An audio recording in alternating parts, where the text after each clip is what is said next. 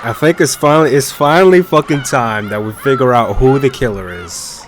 I have to say this. Through coming up with through looking at things, at everything that we've seen, I think I'm pretty satisfied with this theory. That I believe when it comes to the human side, Shannon or Cannon, or maybe they're both one and the same, or whatever is going on between them. Let's say they're both one person. Let's call him Shakanon. Let's say Shakanon. Shakanon is the killer. Both of them, or one of them, or whoever, whatever the fuck is going on. At least when it comes to the human side. At the very least in episode 1. Right. Maybe that's the overarching...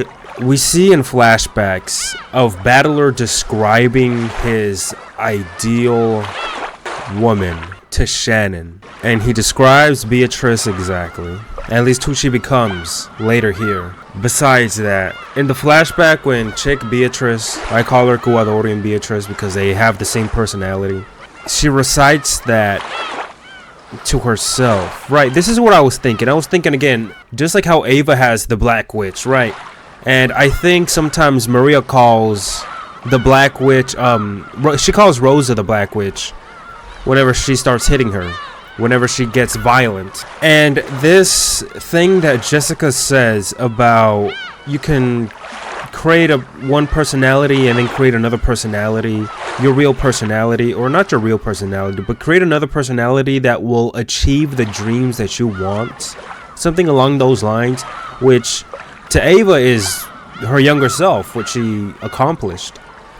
She says that to Cannon, funnily enough. And I'm sitting here thinking that maybe Shannon and Cannon, and again, if you like, obviously there's something going on between them. Maybe Shannon thought the same thing, or whatever the fuck, and created this personality inside her.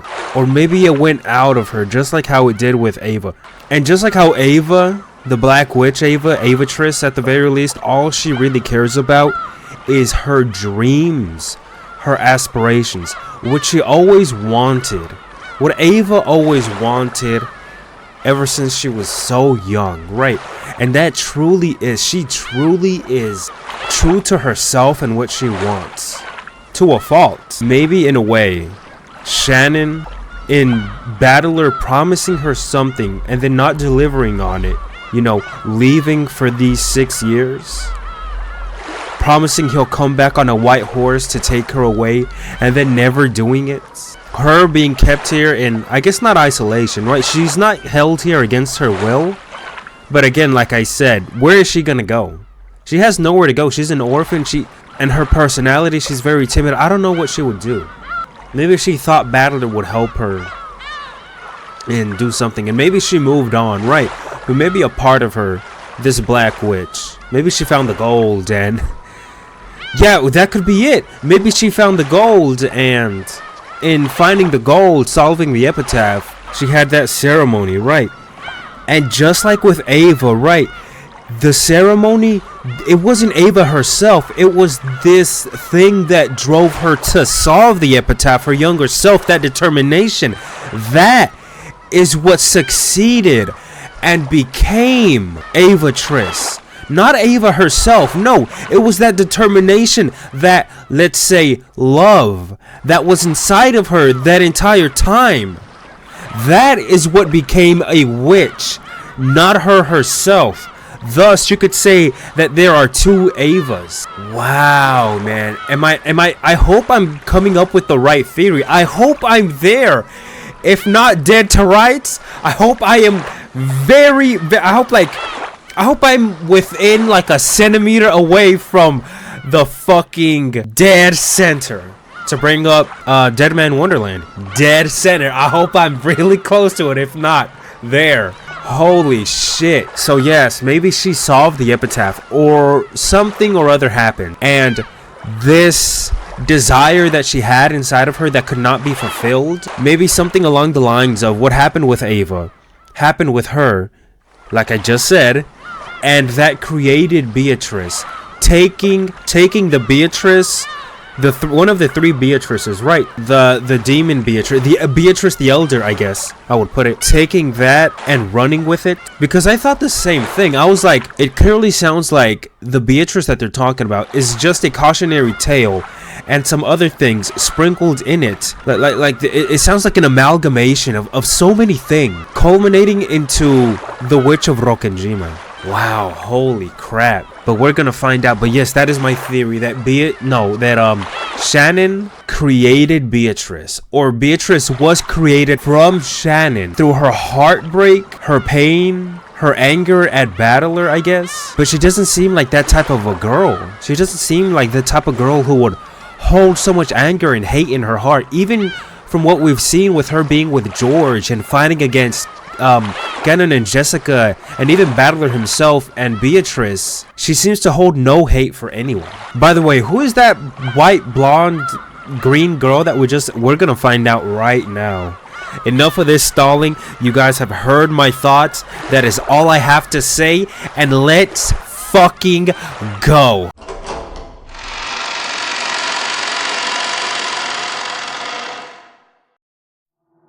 Kike!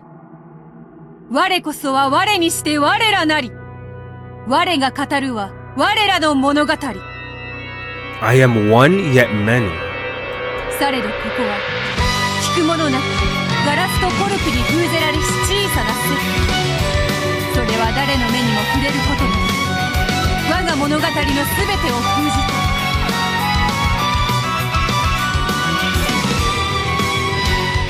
我が心の海をたゆき海の藻くずと消えてゆく。 Wow, man. Damn, just like the glass message bottle? Oh, okay, you know what? It is so obviously we would have to see them, man. The demons of love. そして私は誰なの？ならば聞こう。どこがいい？誰がいい？私を優しく包んでくれる場所ならばどこだっていいわ。優しくしてくれるなら自分が誰だっていいわ。そうさ、僕たちには、私たちにはどこで誰かなんて些細なことなのだから。そう、我らにとってそれはとても少なくその日を迎える前。 Claire. なぜに我らは新しき運命に投ぜられねばならぬのか。それは突然にし唐突なる運命の選択。それは僕が望んだ運命じゃない。でも踊らせたわ。自分新しい運命は僕をどこへ誘うのか。どこへだって構わないわ。そこが僕たちに、私たちにとって優しい場所でさえあるならば。親をもとに悲しき子供たちが集いし仮の住みかにもたらされる。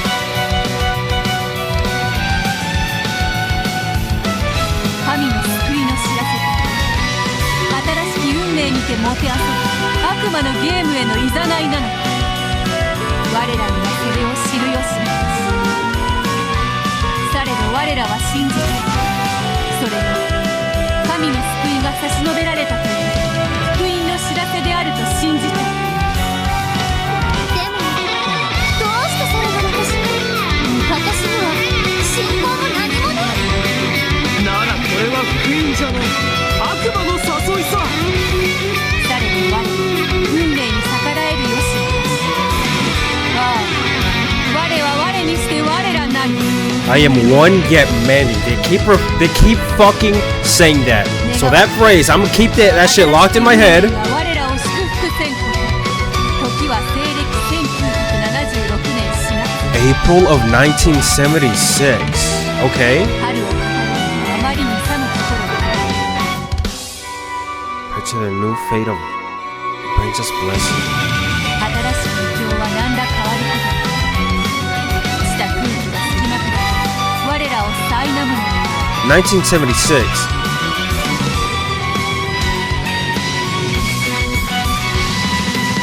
So that's 10 years before the start of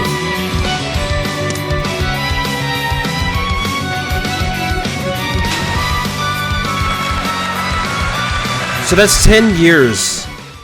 10 years before. 第一章新しき生活 Okay, Atarashi? New. Sekai, I think Sekai. No, Sekai. Oh,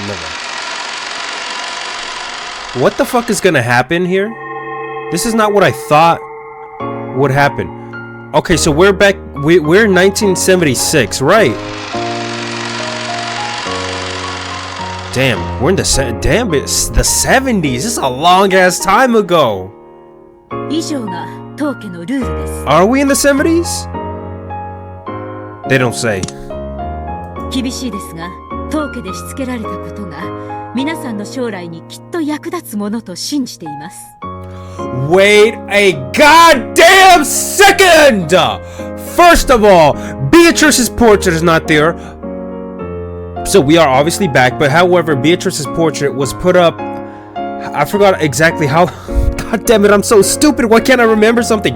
It's either 2 years or 6 months before the start of, you know, when we are. Those are all of the family rules? Wait a fucking second! 10 years?! This is when Canon and Shannon first became servants! はい奥様 Oh shit. The servants who would start working this April all called out in unison! The rules of the Ushiromiya family are no more or less strict than those at the Gospel House. Yes, I fucking remember this shit!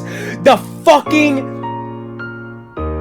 What's it called? The fucking orphanage or whatever. However, here, we get paid a lot of money, bitch. Shit, I love that shit. Cha-ching. They also give us a lot of help in finding our next job. We work for the Ushiromiya family. Damn, you like that shit that I put Ushiro? How my voice changes? Store up money. Use their influence to get a job at a good company and start on a new happy life. That was the dream, and it was a very realistic one, held by all of us at the Gospel House. Hold on, I'm sorry. I just want to read that again because my mind is fucking running circles.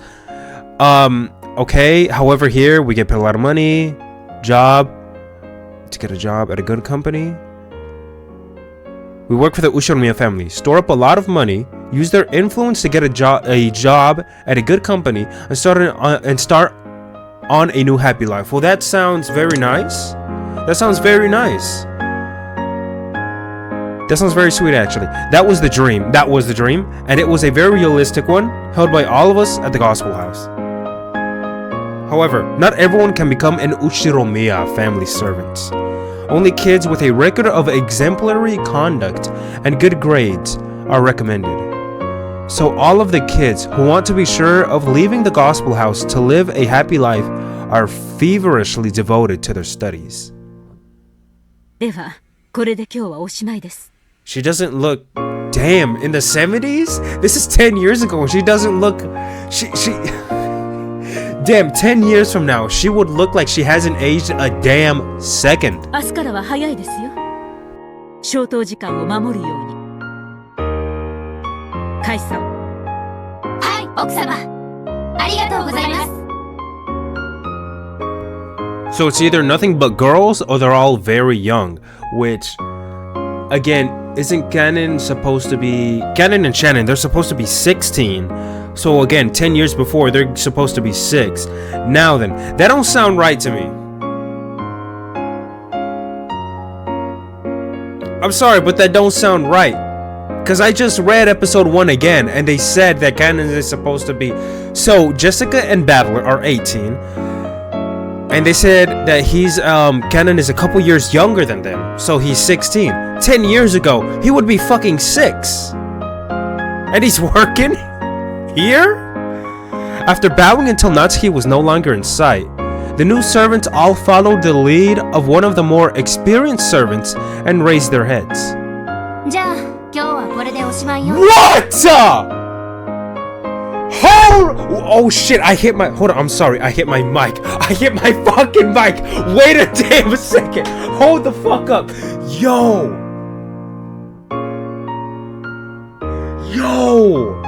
明日からはシフト通り。奥様は時間に厳しい方よ。あんたらが寝坊したら私の責任にされるわ。 Hold the fuck up. Wait a minute. If my theory is sound, then I guess... No, holy shit. Oh, 寝坊した fuck. ら蹴り起こしてやる。 Oh, いいわね。 are you kidding? Holy shit. Lucifer? Of course, this experienced servant was one of the older girls from the gospel house. She's been here for 2 years apparently. That's probably why all the other new servants, who are older than me, seem to know her well. They all chatted noisily, saying things like, "Madam looks so strict," and "Dang, I'm tired. I'm not even listening to what they're saying." No fucking way. Oh, so the tie is that small. It's not going into her chest. It's just that small. She's wearing Shannon's clothes. Exactly. No, wait, they're all... Maybe that's just the uniform. Never mind. どうして使用人に選ばれたわけ？ The older servant pointed at me and asked the room at large, a dubious look on her face. It's no surprise, really. Most of us become servants when we graduate middle school or high school. But I'm just starting elementary motherfucking school. What the fuck did I just say? Hold up. Man, hold on. I mean, what the fuck did I just say? The others will be working as servants every day according to their shifts. However, I was going to go to the elementary school on Nijima with Milady. Only working on the weekends when I had free time. I wish I could. Oh, I want to smack this shit out of my desk. I'm so excited. It was an exception among exceptions. Something that had never happened before. Yes, it was clear at a glance. I don't want to scream too loud and fucking bust your fucking earbuds or whatever you're listening to this, because I do listen and I get a little fucking... the shit starts scratching. What obtained their... It was clear at a glance that the others, who had obtained their positions after a rigorous selection process, didn't like the fact that I was here too. あんたについては学業最優先でと奥様からも源氏様からも言われてるわ。 Holy fucking shit, Lucifer! でもお給金は出るんですってよ。意味わかんない。 If you're going to talk behind someone's back, at least do it behind them. She didn't even try to hide her discontent. こいつ、そんなに勉強できるの？天才児？全然知んないです。Oh shit! Leviathan? なんか病弱とか Oh, 隔 it's 離 Satan. されてたらしくて、家でも全然知りませんでしたし。 Wait a fucking second. It makes sense. In the world of in the human world, they did say that they have more than just the servants that we knew of. Oh fuck. ここに来た以上、連帯責任なんだからね。あんたがドジれば、福音の家の全員のドジだと思われるのよ。せいぜい気合い入れなさいよね。 They so badly do not want to show us a damn thing about the POV of whoever we are. I nodded weakly. I'd never been threatened by someone this much older than me, and I was very frightened. 大丈夫よ。私も一緒だから。 What? 二人で頑張ろう。ね。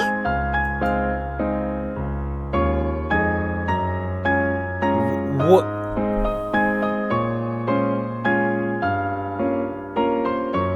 Wait a damn second. I was gonna say,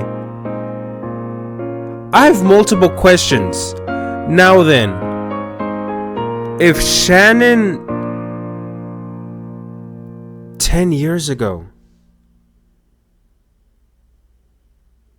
Wait a minute. I don't really understand. Even if Shannon, why doesn't she look... This is 10 years ago, isn't it? In the past? Why does she still look like that? Shannon smiled at me as she spoke.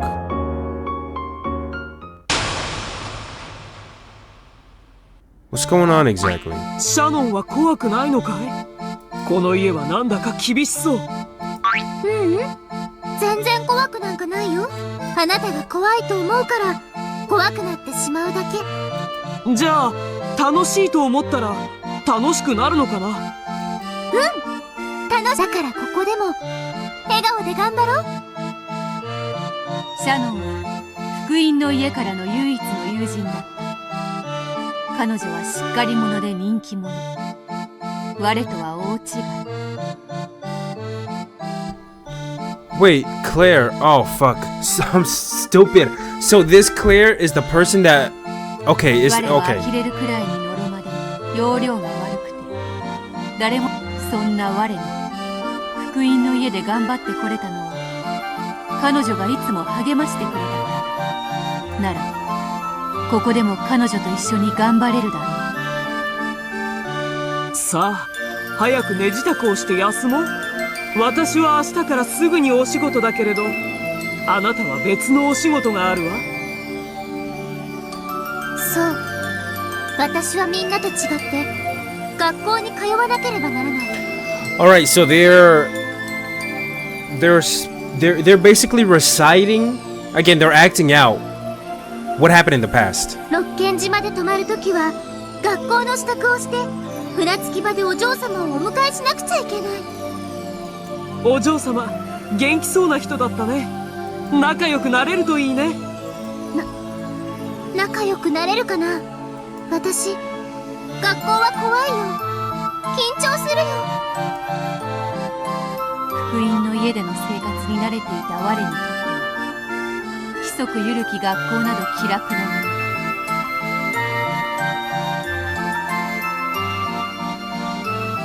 の。Is this Beatrice? She has the exact same eyes.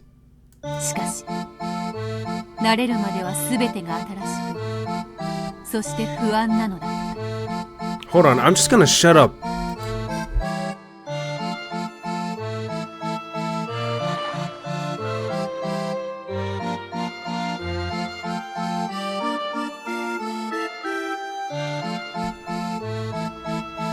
My new life on Rokkenjima probably deserves an explanation.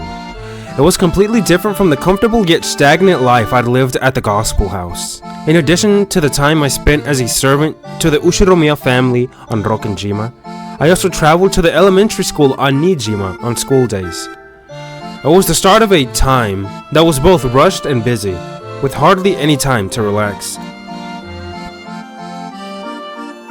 Unlike at the Gospel House, I didn't get to sleep in the same bed every day here. Half of the week, I slept in the servants' quarters in the Rokkenjima mansion. I would return from school with my lady, go to the mansion, and work there as a servant. She would return from school, so she would go to the same school with Jessica? I would then stay the night and head to school with my lady again the next morning. Wait, what the hell? I know it was 10 years ago, but it looks so different. If this is supposed to be... Or is this like the very... What? On days when I didn't have work, I would return to the dormitory. Oh, this is Nijima, on Nijima. Where I could have some time to myself in the room that had been assigned to me. There was an adult dorm, mother, who strictly controlled meal times and lights out. But I was already used to that sort of life from the Gospel House, so it wasn't hard for me. The rooms were slightly larger than average and housed 3 people each. However, either because of the number of people or some lucky chance, I was not given a 3-person room. 寮でのお部屋も一緒だね。 What's going on? No, wait a minute. I'm having a feeling that maybe Shannon never existed. Okay, I'm just gonna come up with this just off the top of my head, because I have some crazy theories right now. So please ignore this if it's stupid. But what if this Claire person is who we think of as Shannon, but the real Shannon? Because this is 10 years ago, And she looks like this? Isn't she supposed to be younger? She's supposed to be 16 at the time of 1986. So if we're going back in time, why the fuck does she look like this? So the only explanation I can think of right now is that maybe this is the original Shannon, and maybe the Claire, because I'm thinking that this Claire that we're seeing of right now, we're seeing her backstory for some reason. So I'm thinking maybe the Claire that we're seeing right now is the Shannon that we see in 1986, and she is basically taking all her thoughts, then memories, who she sees of as Shannon with her. I don't fucking know. I say some crazy shit sometimes. With Shannon by my side, I felt like I'd be able to manage well enough.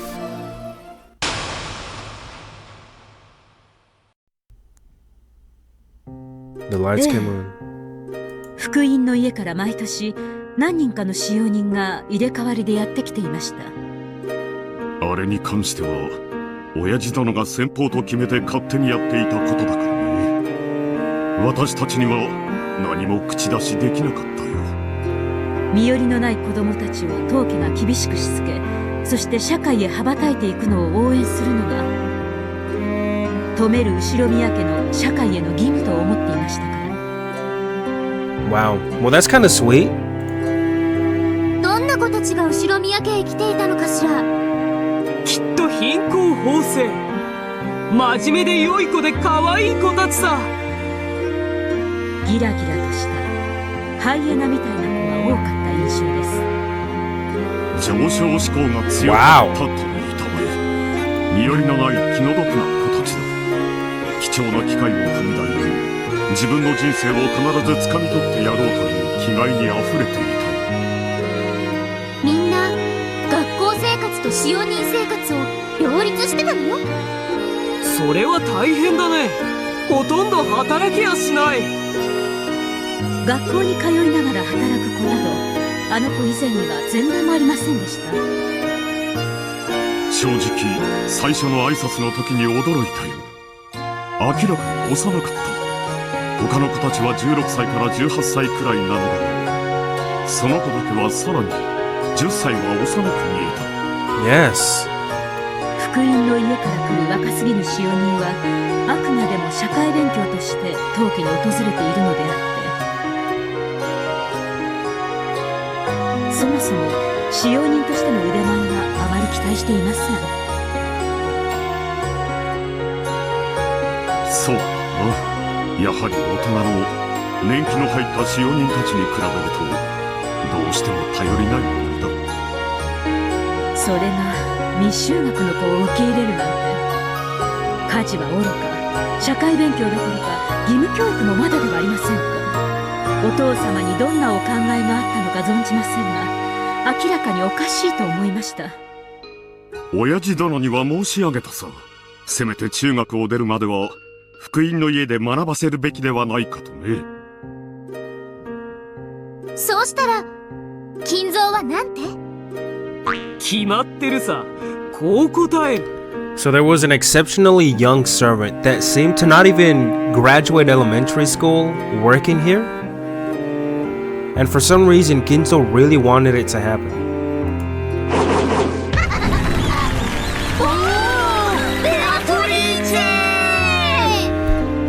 That's exactly what I was thinking. Maybe she's related to Beatrice in some way.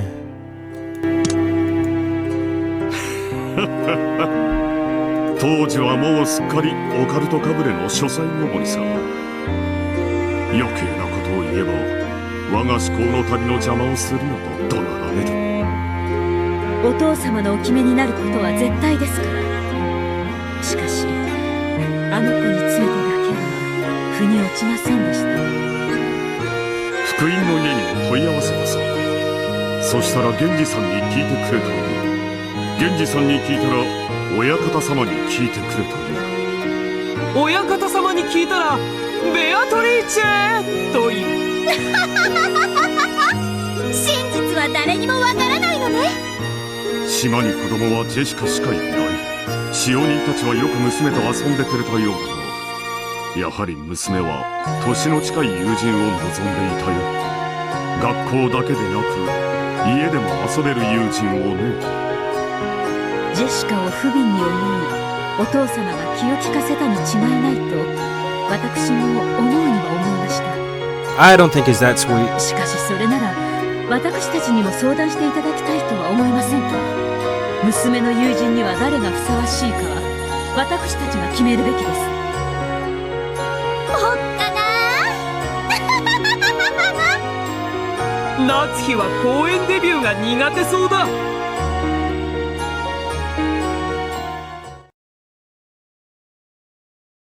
源氏の配慮と見るべきだろうな。 Really, should we?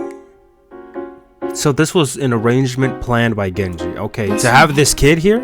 源氏さんはその世界の私がおじい様の血を引くと知っていて、特別な配慮をして六軒島に呼び寄せたのでしょう。 Oh my god, I'm an idiot. Okay, never mind. 隊長はもう大丈夫なのか？いろいろとショックが大きすぎただけです。もうめまいくらいしか。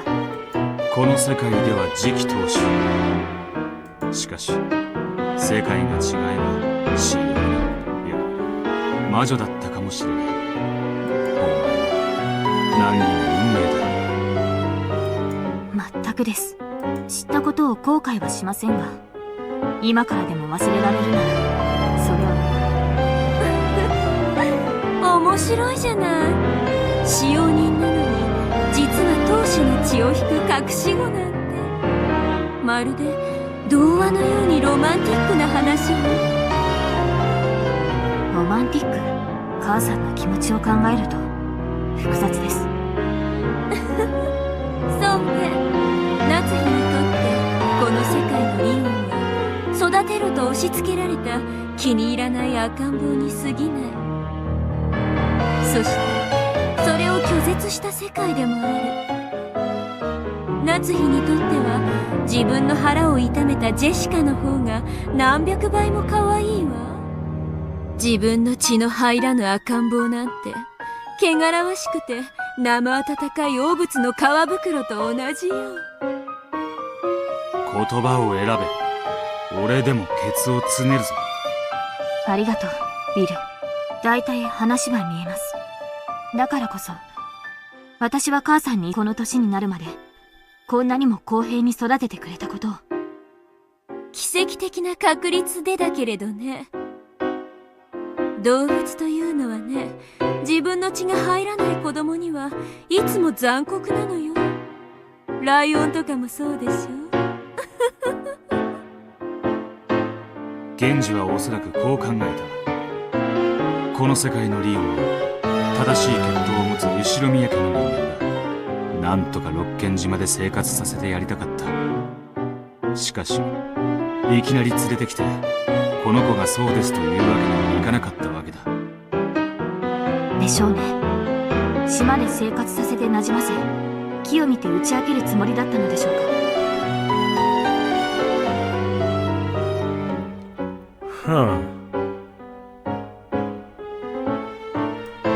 しかしこの世界のリンは特別扱いを受けていたわけではないが、現に銀の指輪は存在しない。おじい様のお耳には入れなかったということでしょうか。源氏にとっての打ち明けるべきタイミングがとうとう訪れなかったということかもしれねえ。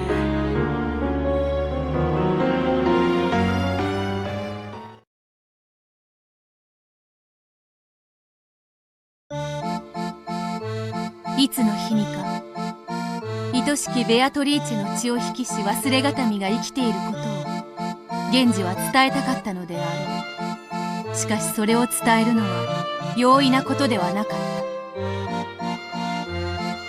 た。どうして容易じゃないんだろう。バカね。夏日が知ったら大変よ。ああ、そうか。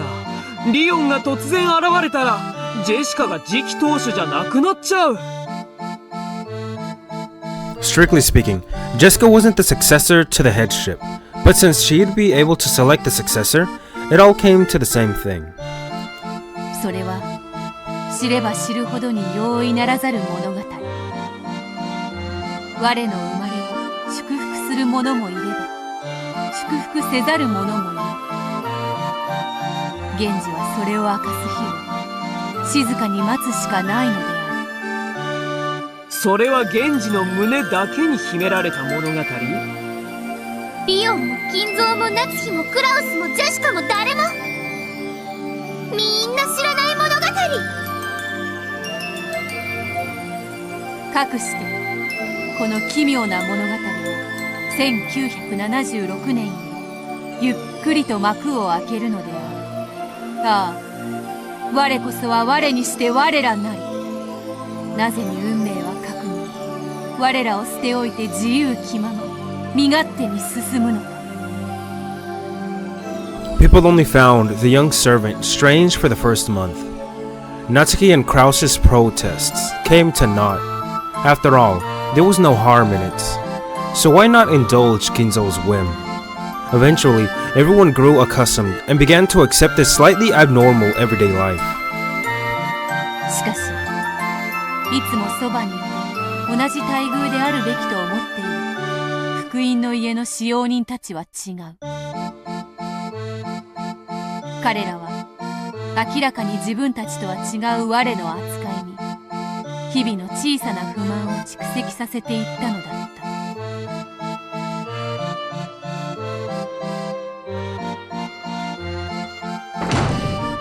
スーチーお疲れ。今日はどうだった？今日奥様の機嫌最悪。マジで窓枠なぞられた。ただっち掃除遅いって絞られてた。マジどうしろと。 The Gospel House treats all the children under its care as family. Because of this, their original names are not spoken there, and everyone uses new blessed names instead. Maybe because the in, on, non, ne character is in the word gospel, fukuin. That character is almost always combined with at least one character from the child's original name to make their new name.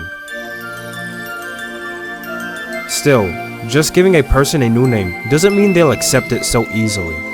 The boys and girls of the Gospel House, living without relatives due to all kinds of circumstances, often feel as though their real first and last names are a bond that's worth holding on to.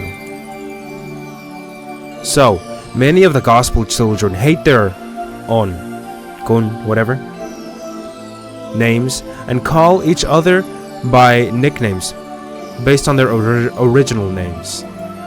Of course, this is only privately. When in the presence of the house director or other important people, only the blessed names are used. On the job, the blessed names are used. And off job, the informal nicknames are used. Everyone is very used to living with two names. Holy shit, everyone is very used to living with two names like this. So they're all naturals at switching between the two. Holy fuck, okay? うわ、汗くせ。 Oh god, that is such a big clue. シャワー浴びてきなよ。つうか部屋狭いよね。お屋敷広すぎんのに量はケチりすぎ。ねえガラシさん、なんでヤスだけは3人部屋じゃないわけですか？ Yasu. Hold on. What the fuck is man, I gotta write these bitches down or something. Let me look up really quickly. What is Ganon's real name? Hold on. I hope I don't get spoiled. Yoshia. Oh fuck, never mind. It's not Yasu.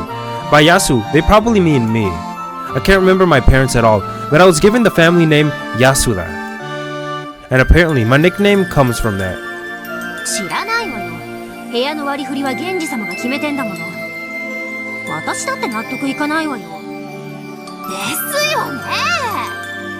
普通22にしますよね。つうかさ、ヤスって何者なの？お嬢様と学校通うのが仕事みたいなもんだし。語学友ってやつ？さっぱりだわ。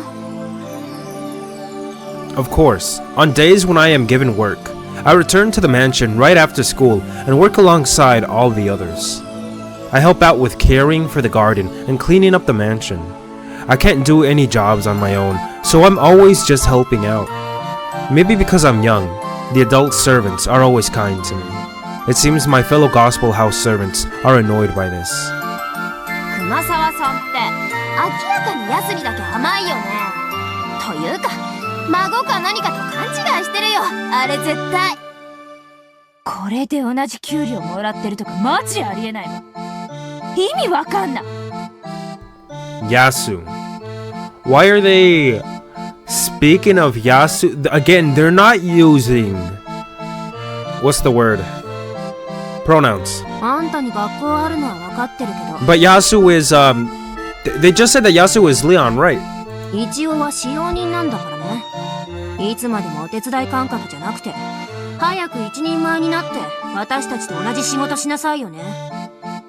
私たちいつまでもあんたにだけ甘くないからね。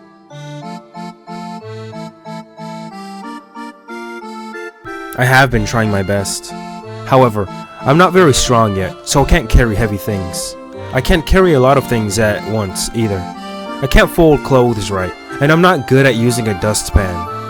I just can't do it as well as everyone else. As my face turned red, I spotted Shannon, who was watching from the sidelines and not joining in. Shannon is my only ally. Unlike me, she can do everything well. Oh man. What is going on here? However, she'll never pamper me. She'll show me how things are done, but she'll never steal my jobs from me. She really is incredible. I really want to be like Shannon as soon as I can. She never talks behind people's backs, and no one talks behind her back. She's kind, and she gets along with everyone. I want to be like her. And she's always kindly watching over my efforts to become like her. Is this canon? There's so many people it can be. No, it's maybe it's all of the above. We are one yet many. We are one yet many. Why did I end up here? わからない。 Though I'd just been muttering to the ceiling, Shannon gave me an honest answer.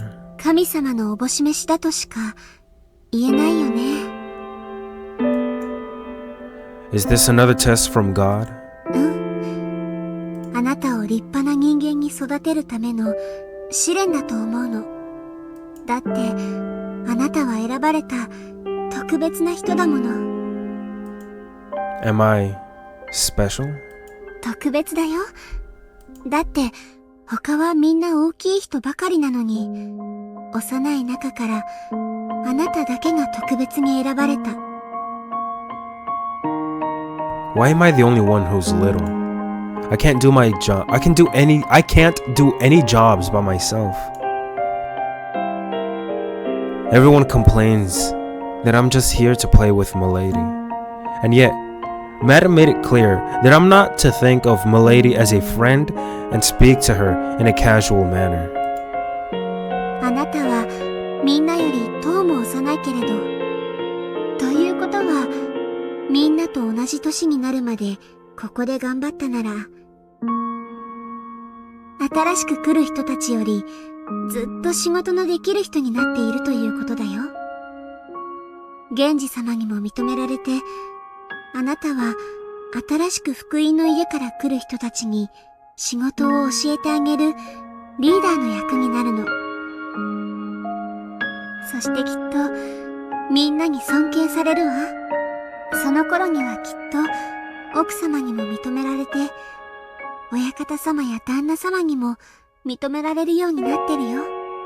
それがあなたの未来。You mean, like the ugly duckling becoming a swan? そうかもしれないね。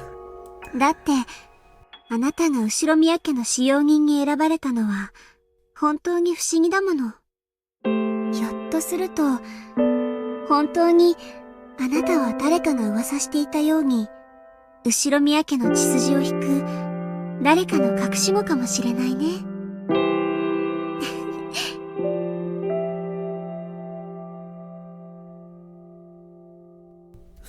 Wow. Shannon laughed, saying, "Wouldn't that be cool? And then you would be super rich too." But I felt a bit doubtful. After all, if that was the case, why did I have to live all alone in the gospel house? Shannon and people like the house director were the only ones who would play with me. I wasn't allowed to play with any other friends, and I spent all my time by myself in my isolated room. Maybe it's because I'm frail and always half asleep, but it has been lonely.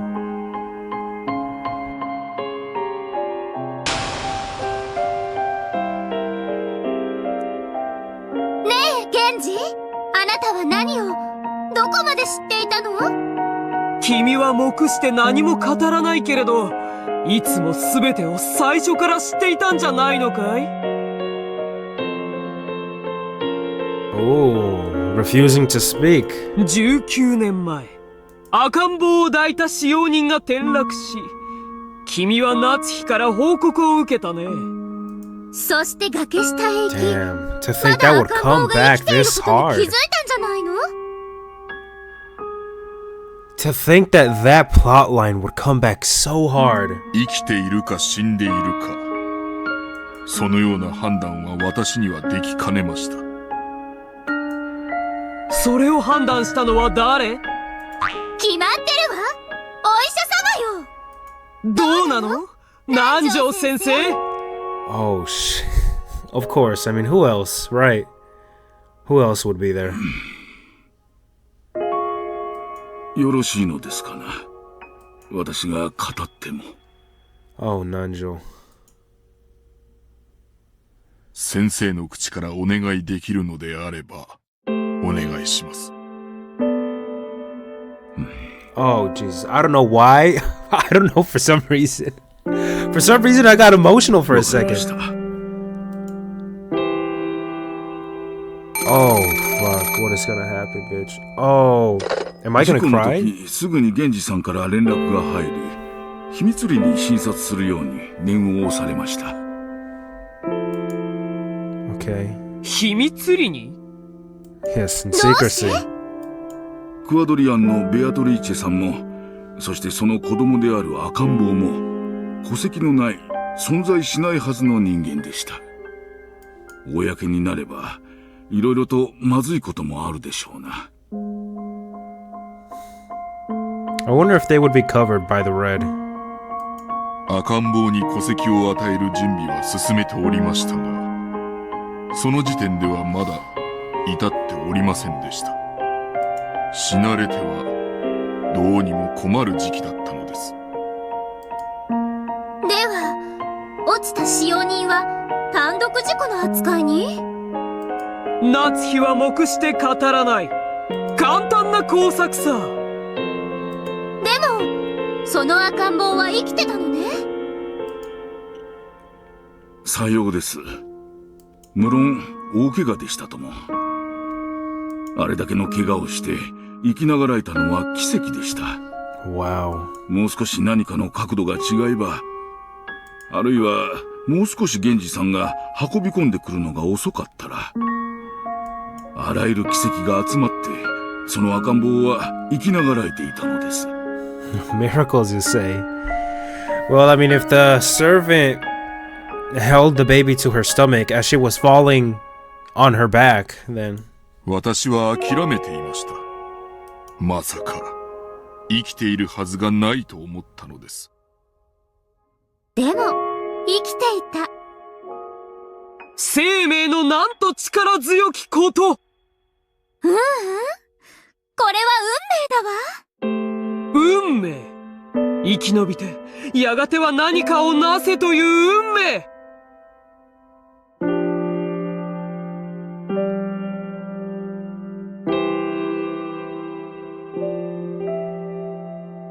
はい。私は、これを何かの運命だと思いました。六軒島で生涯を終えられたクワドリアンのベアトリーチェ様の血がこの生き延びさせたに違いないとそう思ったのです。しかし源氏は赤ん坊が生きながらえたことを主人の金蔵には伝えなかった。 Hold on, I just want to see very quickly if this Claire girl is gonna... Okay, there she is. Claire Vox Brandrouse. Okay, let me say this real quick. Created by Bern Castello to be a reader, or else a substitute actor. Technically, she is a vessel used to personify Beato and her game. Okay? Therefore, she has no personality of her own. In that sense, perhaps one could say that she is not a person but a tool. Her name signifies her position as the final guide in Beato's game. Okay, a reader. She's a vessel used to personify Beato and her game. Wow. Fervor. Zipline. What about the human side? Anything out of the ordinary now? Nothing. Just wanted to see really quickly. Okay, let's go back. 不幸な事故で転落し死亡したと短く伝えた。金蔵は嘆き悲しんだが、その嘆きは悲しみよりも狂気に彩られたものだった。おお、ベアトリーチェよ。なぜに再び我が元より逃げ去るのか。今度こそ過ちを繰り返すまいと誓ったのに。なぜに源氏は尊敬する主人のことをただ一つだけ信じていないことがあった。それはベアトリーチェの孫を果たして本当に家族として迎え入れられるのかである。源氏はクワドリアンのベアトリーチェにもずっと仕えていた。その胸中についても詳しかった。彼女が金蔵の寵愛を一身に受け、父として敬愛していたことも。しかし、それは金蔵のそれとは異なった。金蔵は彼女をベアトリーチェの生まれ変わりと思い、亡きベアトリーチェへの万感の思いの慰み者にしようとした。Holy crap. その思いをクワドリアンのベアトリーチェが受け入れきれるわけもない。Oh man, this is such a tragic tale. 彼女は父と思い、尊敬してきた金蔵自らに純血を奪われることになるのである。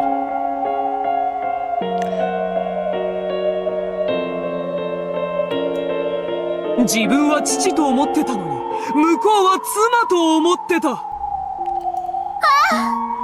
それは両立できぬ禁じられた恋。 And you know what's funny? Zipar and Furfur brought up this exact same scenario earlier. When it was a three-way... That love triangle. And they brought up, oh, there is certain love that is forbidden. 金蔵様のお気持ちもわからぬわけではありません。Well, I understand them completely, but there's a difference between understanding something and saying something is just.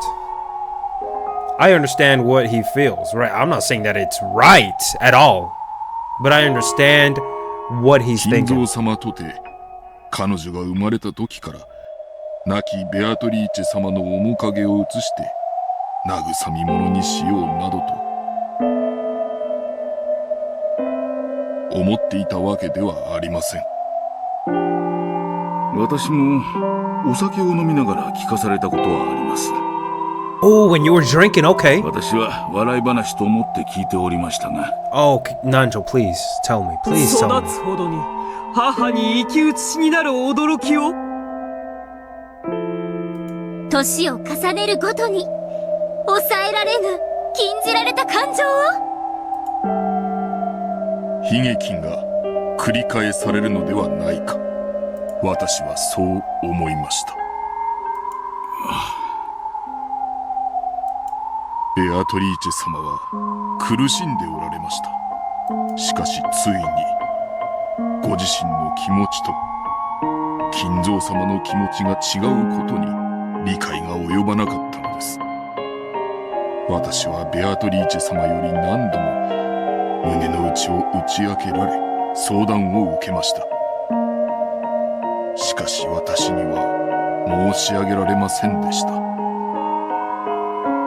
それは確かに言えないね。父と敬愛する人があなたを死んだ母の代用品にしようと思ってるなんて。一応金蔵さんの名誉のために申し上げる。金蔵さんも苦しんでおられた。生き写しになる娘が娘と思えなくなると苦しんでおられた。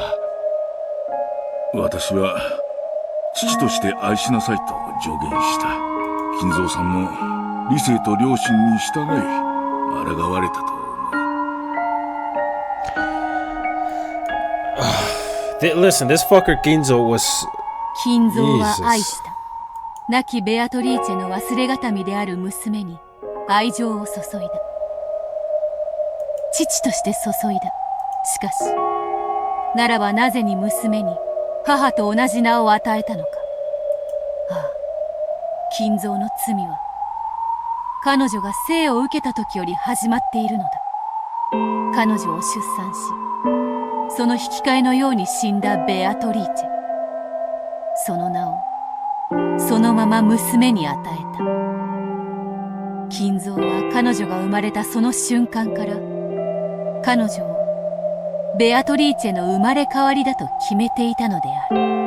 One yet many in names, I guess.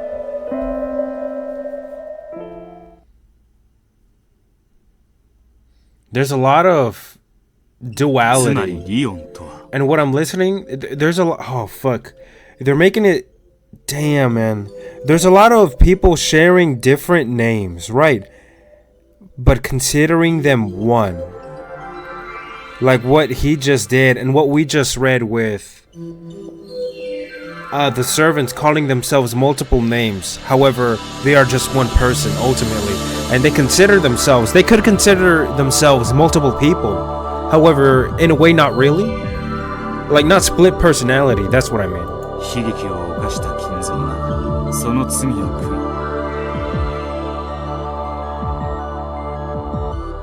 い、後ろ宮家に正しい形で迎え入れた存在ということだ。そういうことよ。他のかけらの話をするとお尻をつねられそうだけれど、 Oh, you wouldn't like that, Burn? リオンが迎え入れられながら再び金蔵が過ちを犯すかけらなんてのもあったりして、そのかけらも探してみる？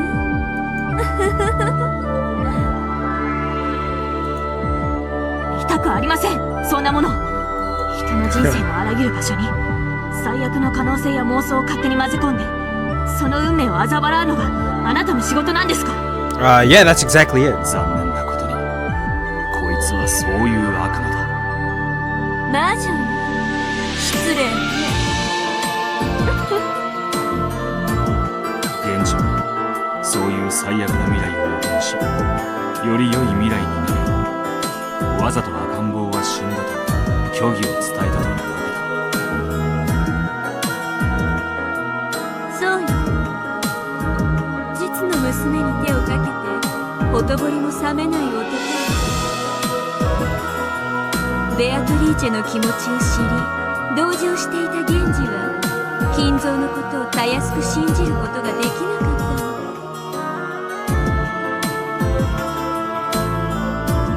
金蔵の忠実なしもべである源氏が、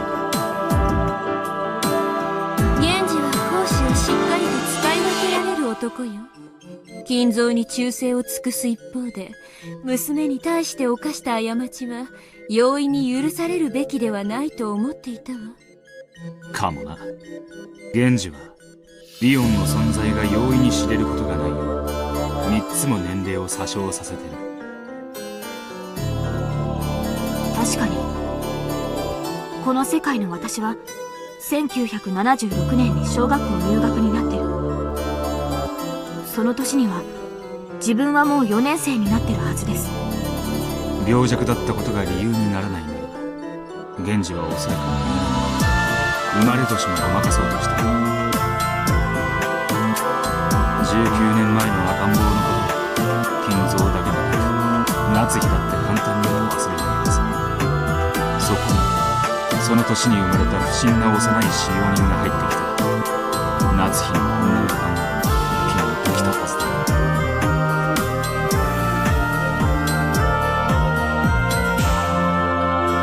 Had the child been too sick to go to school for 3 years? Or had the age been faked so that Natsuki wouldn't figure everything out? いずれにせよ、この世界のお前は年を3つ少なく教えられているはずだ。Okay. ごめん。この世界のリオンは生まれつき年を3つごまかされてる。虚弱で小柄。発育不良だったしね。案外ごまかせたみたいだわ。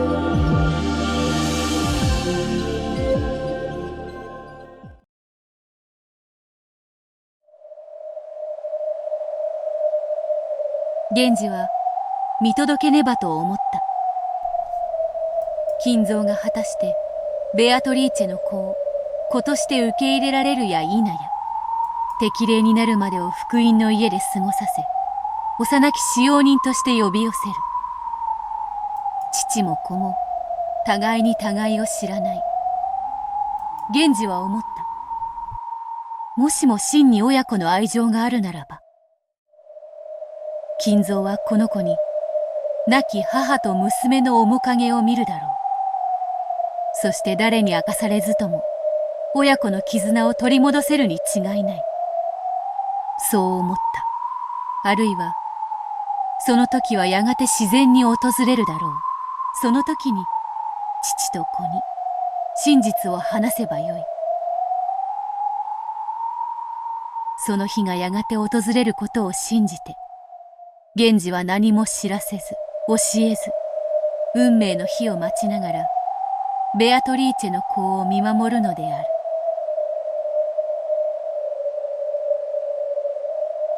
And time continued to pass. Days slid by as he quietly watched over Beatrice's child.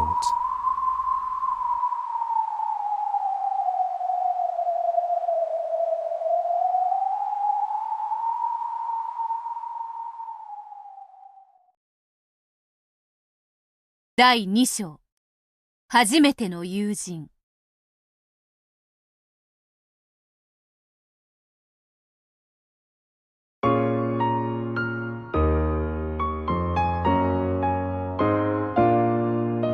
ヤス、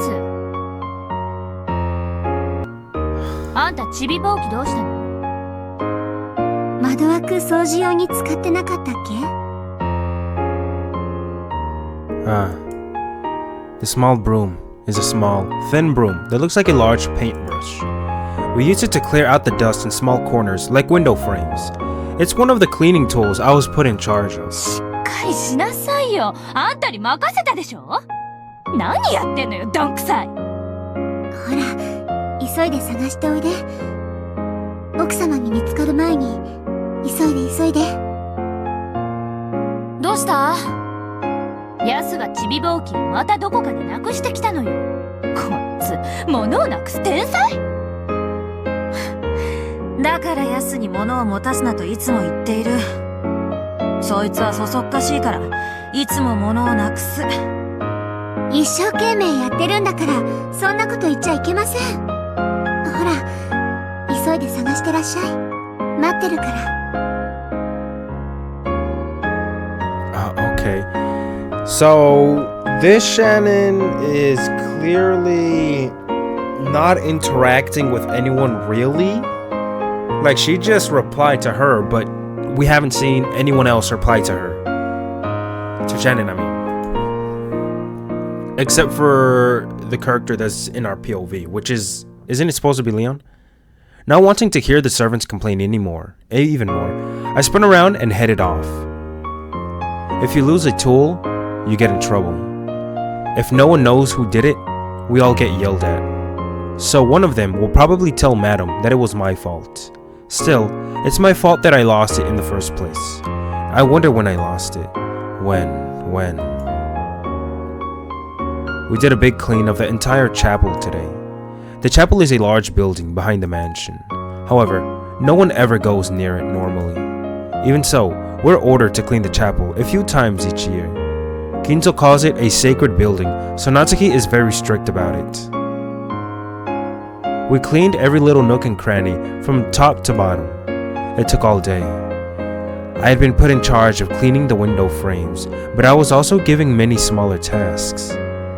While those small jobs kept me busy, I must have completely forgotten about the small broom and left it lying around somewhere. I hate myself for doing this.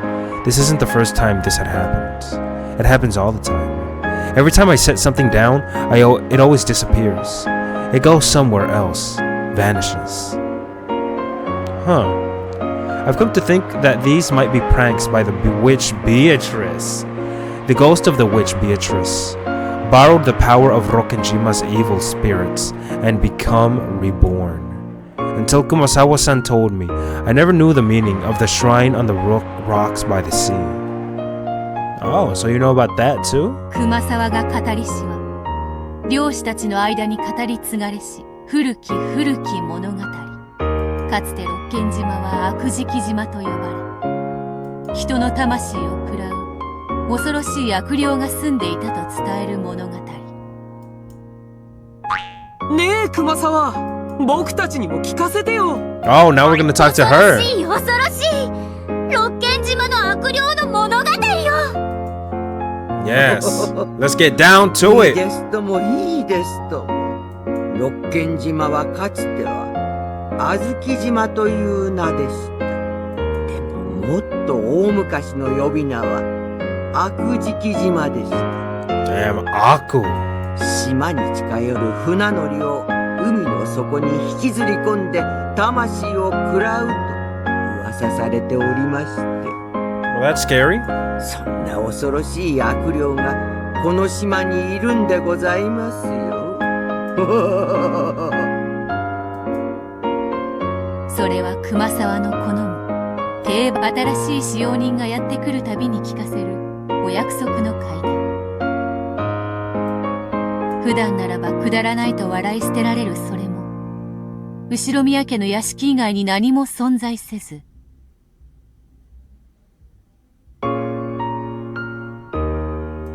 嵐の夜には不気味なうなりを聞かせるこの寂しい六軒島では誰もが神妙に耳を傾けるのだった。 So everyone, every servant would immediately have knowledge of this ghost story. あ Okay. の海岸の社は悪霊を封じ込めるためだったのね。Damn, and who was the one to break that shrine? Who was the servant who knew of all of this? 親方様も薄気味悪いオカルト趣味をお持ちだし、お屋敷も薄気味悪くて何かが潜んでそう。そうですとも。旅の修験者がようやく抑え込むのが精一杯。かろうじて封じ込められてはいますが、今も夜な夜な犠牲者を求めて。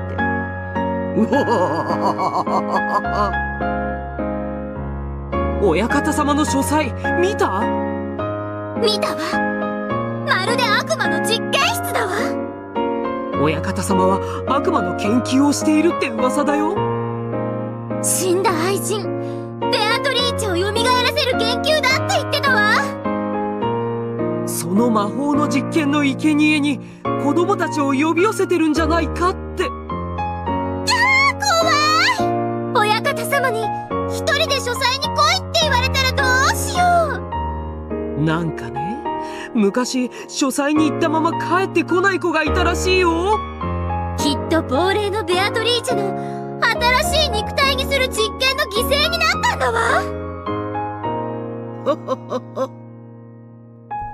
Maybe that's a big thing. Keep that in the back of your mind. そうですとも。ベベアトリーチェ様が肉体を求め、亡霊となってさまよっておられるのです。2階の貴賓室はベアトリーチェ様の住みか。お部屋を掃除するときはくれぐれも礼を失することはあってはなりませんよ。さもないと。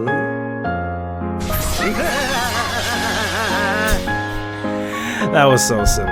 I like her, man. I do. 思春期の想像力たくましき少年少女たちにとって怪談は恐ろしいながらも魅力的なおとぎ話であった。一つの物語を共有し共感することで連帯感が生まれる。すると共感は義務となり、それを受け入れることが共同体に加わる通過儀礼のようになる。ずっと昔からそれは繰り返され受け継がれてきたのだ。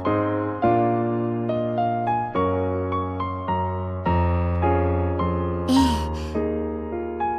私も六軒島でお勤めをするようになって。Oh, let's listen. Hold on. 熊沢さんや先輩方に聞かされました。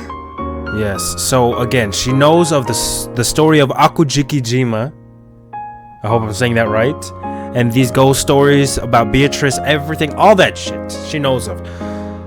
So she, along with every other servant, even the servants that we do not see, they would all be perfect. They all know everything that they need to construe the fucking story of Beatrice and the demons of Akujikijima and everything together to spin a narrative and commit murder with it. 僕も聞かされたよ。主に姉さんにね。Nesan? Who are you referring to as Nesan? Obviously Shannon, right? 主に熊沢さんでした。臆病そうなシャノンはともかく、男の子のカノンや大の大人のゴーダまで怪談を信じたの？僕は別に信じてたわけでは。怪談やジンクスなどはどこの職場にもあるものです。私がかつて勤めておりましたホテルにもいくつもそういう話がありましたとも。つまりバカバカしい話だと思って気にしなかった？空気を読むってとこはあったかもしれない。ですね。怪談もジンクスもその職場のローカルルールです。それに新参者が背けば打ち解けることはできませんからね。そういうこと。Really? 魔女なんているものか。バカバカしい。なんて言うと姉さんと喧嘩になるからね。Hey, by the way, we're seeing Ganon and Shannon at the same time. 上辺だけでも合わせた方が楽だったし。もうそんな気持ちじゃバチが当たるよ。大怪我をした人もいたらしいんだから。そんな感じでどこの職場でもそういう話はあるものです。職場の怪談と会社創業者のとんでも武勇伝はどんなに突拍子がなくても受け入れて信じる。それが新しい職場に溶け込むということですとも。みんな大人だね。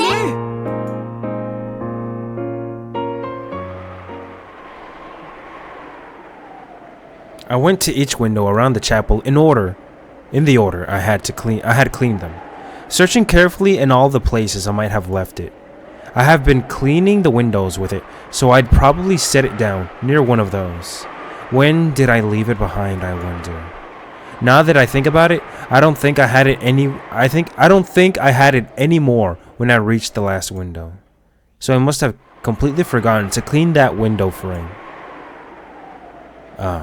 You finally find the fucking broom? Through the window, I could see the others leaving in groups. Shannon turned around and glanced up in my direction, looking worried. I don't want to be responsible for making everyone wait, so it's actually a relief that they're leaving without me. Still, naive though it may have been, I wanted them to wait. Well,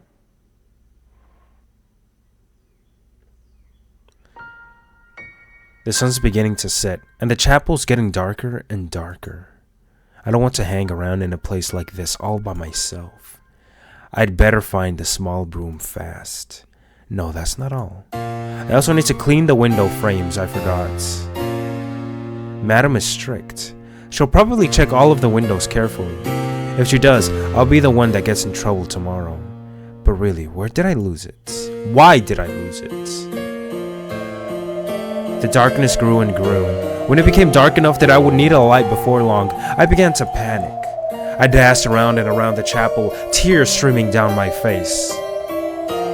As I stumbled about pathetically, I could feel the presence of a prankster witch giggling at me from under the door, up by the ceiling. The ghost of Beatrice, the master's mistress, wanders about in search of a body to this very day.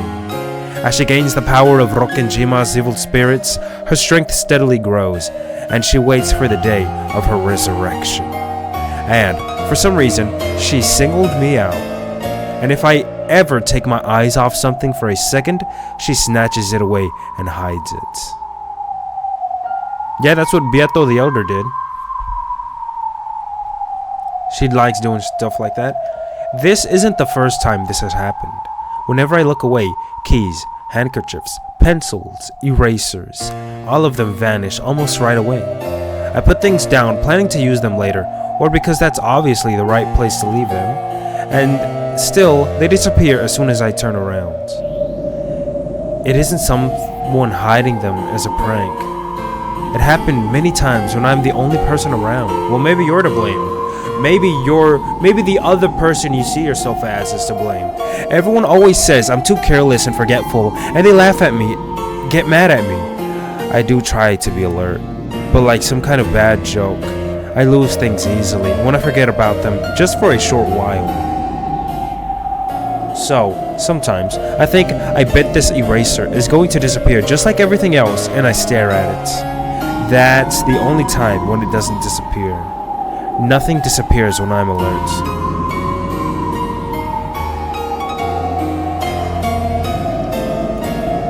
Is that supposed to be a meta thing for us to think about? So then I think I'm safe, but the moment I start to think that and relax just a little bit, a different thing will disappear instead. Why is it always me?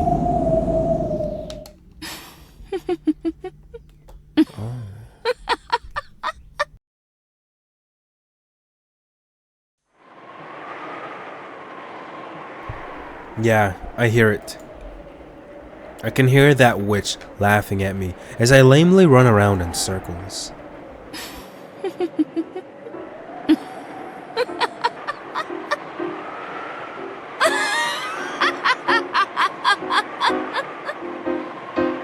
Okay, she's having a fucking blast looking at your misery. Listening to that voiceless laugh, I finally slammed my hands against the wall, crying tears of frustration. Please, just stop it! Why do you always hide my things and get me in trouble? The witch answers. Okay, I'll try to speak with a little bit more emotion. 決まっておろうが、そなたがそうして困ってうろたえている姿が面白いから以外にどんな理由があろうか。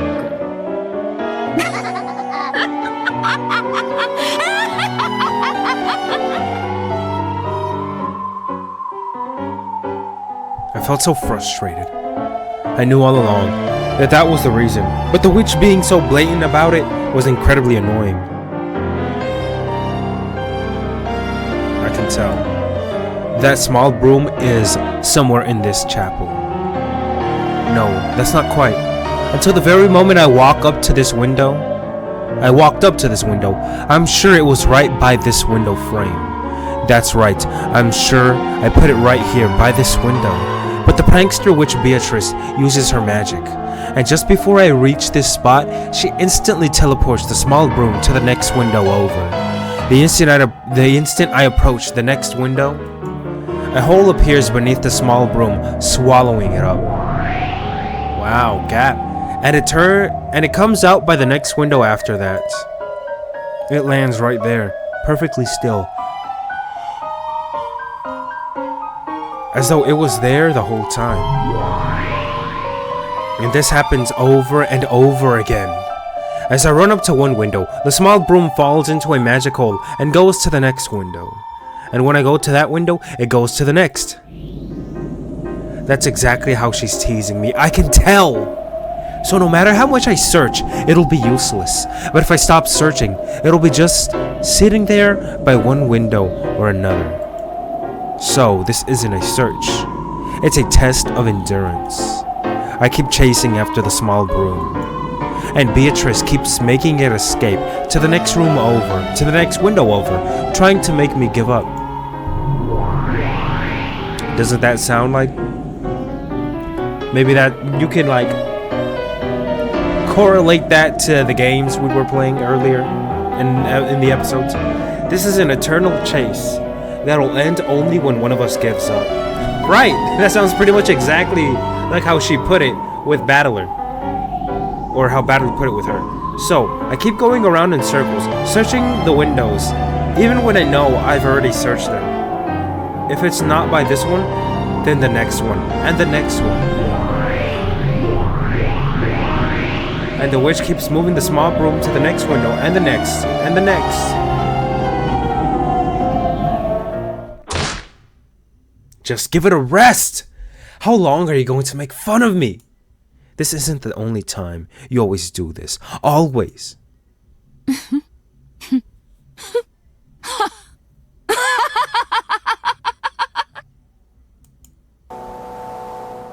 The shrill, voiceless laugh of the formless witch continues to mock my sobbing. What if it isn't a witch? What if it's just in this person's mind? The witch is right beside me, laughing at me. What if it's your doubts? Your own black witch? As I dash around the chapel, she's following along with me, taunting me. Then, she must be there. She's right behind me, just over my shoulder, cackling away at this very moment. I know that turning around won't help since she has no form. I can try to look, but I mustn't look with my eyes. Once my eyes tell me there's nothing there, I won't be able to see anymore. I learned that from the director of the Gospel House. You mustn't try to look with your real eyes. You must see with your mind's eye. The whole world is filled with God's love. In the many blessings of everyday life, one can find God and angels and the Holy Ghost. If you look with your eyes, you won't be able to see them. So you won't be able to feel them or understand them. Instead, you must quietly understand them with the eye of your heart. You don't look and have your eyes reflect their image. You see and picture them in your mind.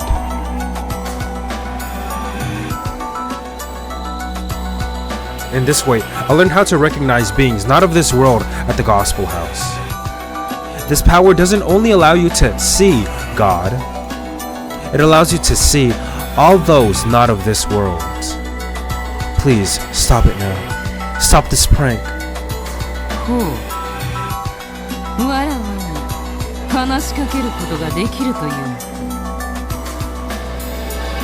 I'm clumsy, bad at my job, and I do forget where I put things a lot. But I know which things were my fault, and which things were because of your pranks. これは姿なきわらわを知覚するだけでなく、わらわのささやかな遊びまでも理解するとは思ったよ。お前は面白い存在ではないって。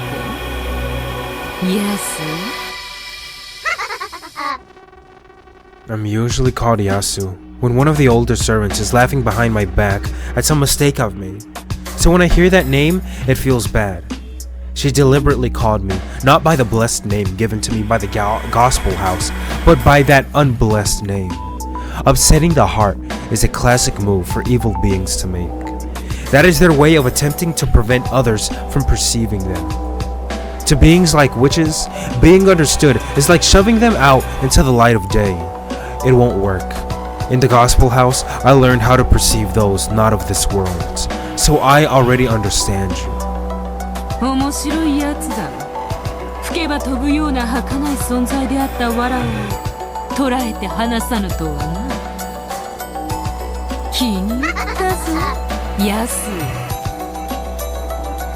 It won't work. I understand you now, and you're in my grasp. No matter how many unpleasant things you say, you'll just expose the ugliness of your heart. Without turning around, I slowly let my field of vision fill the entire chapel. It was as though the viewpoint of my soul was floating out from the shell of my head. Wow, I mean, holy shit. See, inch by inch, my field of vision is floating out of my head and drifting upwards.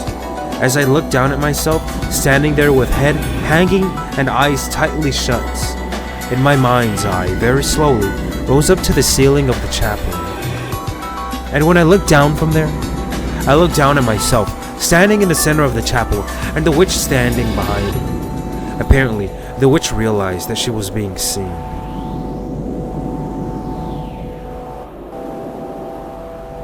She turned around and raised her eyes to look at my mind's eye floating by the ceiling. At last, I could see the witch Beatrice with my mind's eye. 人間の分際で我が姿を捉えたか。 10 years ago. Again, Beatrice is a title, not a name. The demonic lips twisted in an ugly curve. It was clearly a challenging, repulsive, demon smile. She wore a blood-red dress and hat. The design was completely different from anything humans wore. Her hair was blonde and had countless beautiful curls, like a princess from a picture book. But there was no trace of cuteness about her. そなたは他の人間たちとは少し違うように思っていたが、どうやらそれはわらわの間違いだったようだ。そなたは少しどころか、他の人間たちとはまるで違うらしい。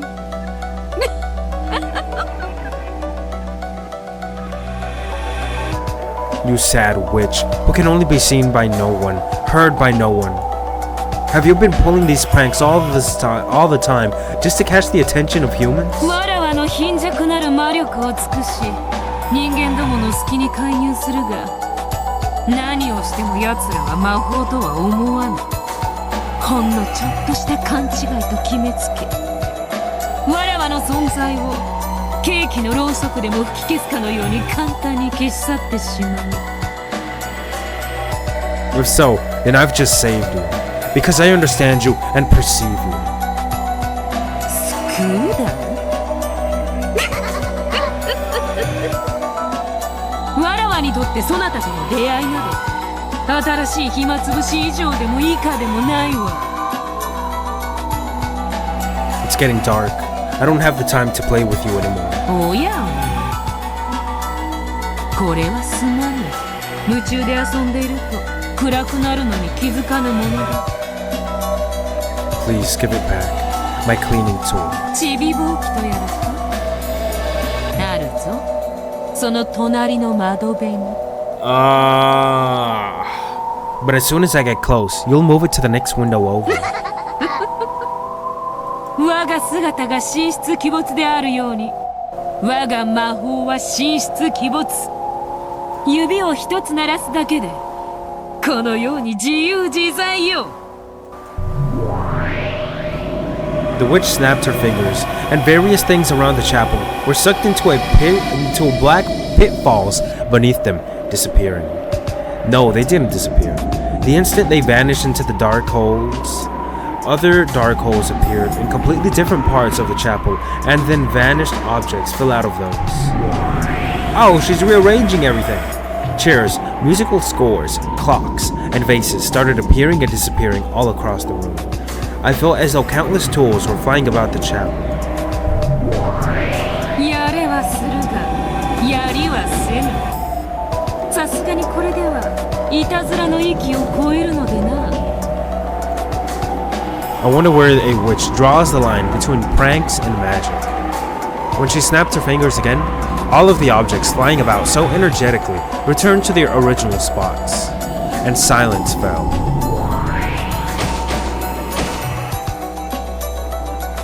そなたをわらわは気に入ったぞ。わらわを捕らえたとそれは同じであるわ。わらわがそなたを捕らえたのと同じことであるぞ。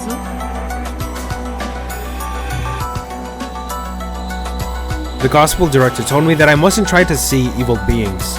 If you see them, they will harm you, haunt you.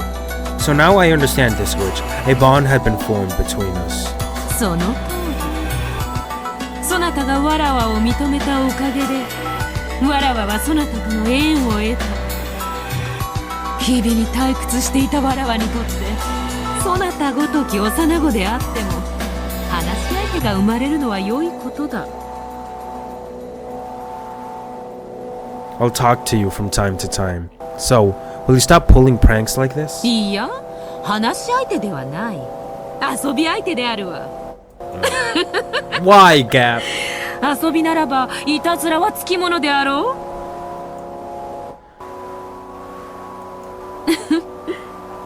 まあよい。今日はこれで十分楽しんだ。日が陰り、月が満ちてきた。わらわもそなたの前にいつまでも姿を現すのは疲れる。今日はこれにてお開きとしようではないか。ほうき一本でそなたとたっぷり遊べた。 Please give it back. 嫌だ。これはそなたとの出会いの記念に。文句はないな。If I said I'm not, would you give it back to me? わらわは人間の言うことなど聞きはせぬ。しかし友人の言うことには耳を傾けぬでもない。 If you give it back, I'll acknowledge you as a friend. 愚かな人間も。それが魅力的な取引とでも思ったか。わらわに取引を持ちかけたくば、神秘の魔法陣の一つも描いてみせよ。Oh? と言いたいところだね。そなた What do you mean you might? そなたを我が友人として迎えてよいものか。預からせてもらおうぞ。何しろ魔女は天の弱。答えを求められたら即答を拒むのが魔女というものよ。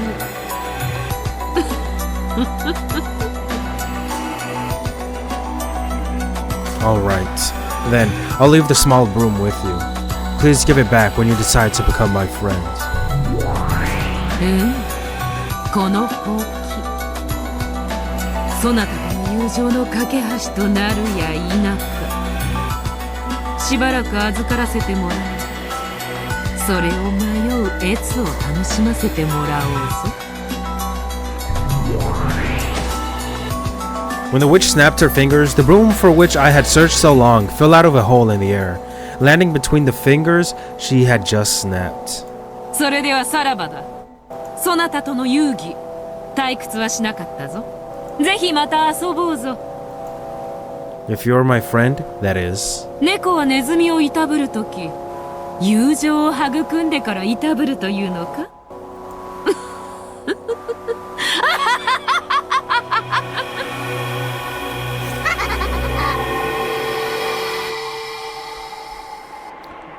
Well, she's gone. The witch faded away. As she did, my mind's eye slowly closed. When I returned to my body, I felt suddenly tired and let out the breath I'd been holding. Of course, when I turned around, there was no one to be seen. I couldn't feel the witch's presence anywhere anymore. It had gotten very dark by this time. I decided to leave the chapel. There's no point in searching for the small broom any longer. Not until the witch decides to give it back. I went out of the chapel. The chapel key had been left in the lock. I used it to lock the door. What am I going to do about the small broom? There's nothing I can do. I can't even blame the witch. I must acknowledge that I'm responsible for giving the witch a chance.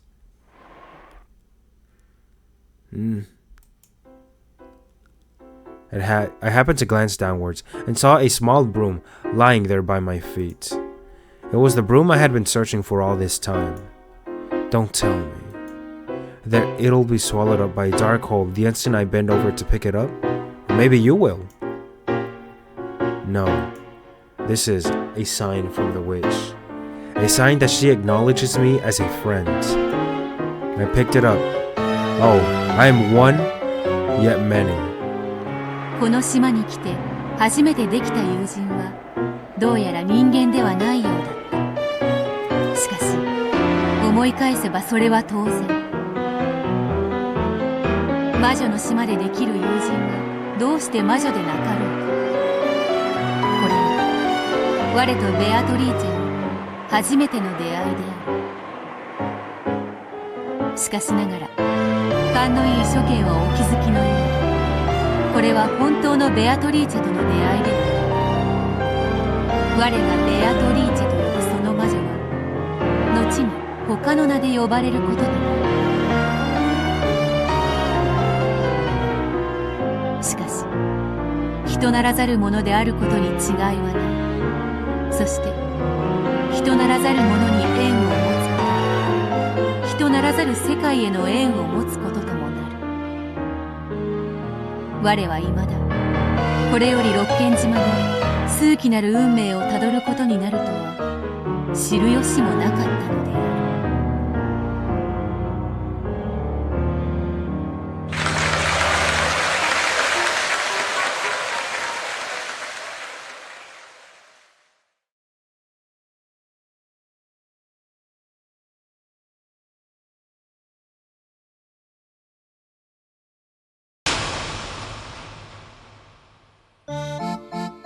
ほんとヤスはどんくさいだけじゃなくよく物をなくしたわね。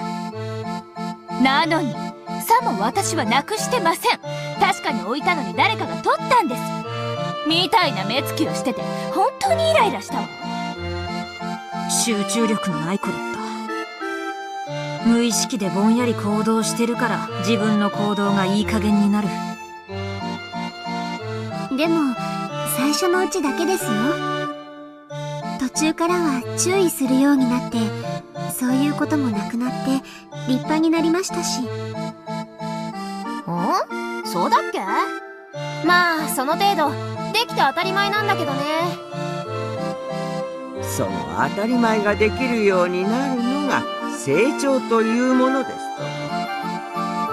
皆さんだって何事も最初から要領が良かったわけではないでしょう。というか要領が悪かったら後ろ宮家には推薦されないわ。私たちはエリートなのよ。幼いからできないとかそんなの言い訳にならないわけだな。ヤスが成長とともに要領を覚えるなら成長してから後宮家へ来ればよかっただけの話。そんな一生懸命学校とお仕事を両立させて頑張ってるのに、みんなちょっと厳しすぎると思います。その厳しい中から選ばれたのが私たちでしょ。私たちに甘やかす義理はないわ。つくづくヤスってなんであんなどんくさいのに選ばれたの？さっぱりだわ。福音の家の誰もが憧れる後宮家使用人への推薦。厳しい選考をくぐり抜けて栄光を勝ち取った先輩使用人たちから見れば、ヤスはどうして推薦を得られたのか不思議なくらいいろいろと要領が悪かった。もちろん年相応には努力している。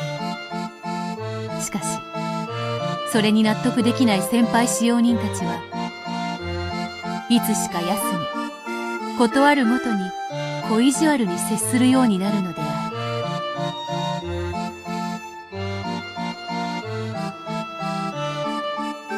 後宮家での生活に慣れはしても未だ友人の一人も作れない。 Damn, okay. They started being mean to Yasu whenever they got the chance. いや、いることにはいるが、それは人間ではないのだ。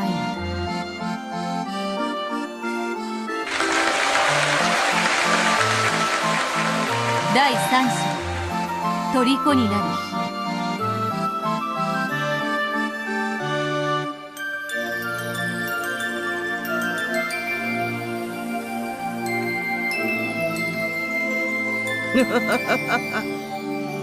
そういう時もありますね。忙しい時に限って。妖精さんがいたずらでもしてるんじゃないかしら。It's a witch pulling pranks on me. I mean, I know I put it right there, and all I did was glance around a bit, and it disappeared. The witch pranked me again. I left my master key behind. Madam found out, and I got in a lot of trouble. Why? When I always put my master key in my back pocket after I use it. Why was it in a place like that? And this is the third time it's happened. The first two times, I realized that it wasn't in my pocket and managed to find it before anyone found out. But the third time, Madam found it. I was really mad and frustrated with that witch in the red dress. ベアトリーチェ様のいたずらでは困りましたね。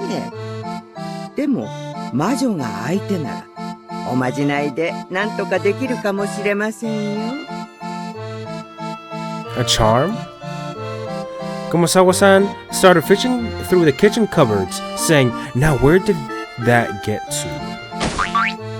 Well, maybe she fucked with the charm too. The thing she finally found and brought to me was a kite string. She stretched it out for me to see, then used a knife to cut off a 50cm piece. これの端に鍵をくくりつけ、反対の端はポケットのボタンのところにでも目立たないようにくくりつけておきましょう。これは雲の糸のおまじないなのですよ。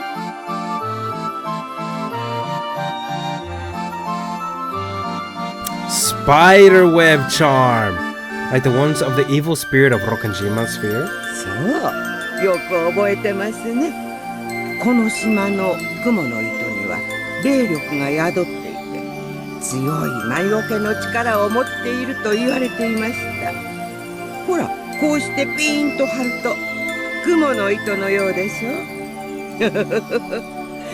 これで雲の糸が苦手なベアトリーチェ様はもういたずらができないというわけですよ。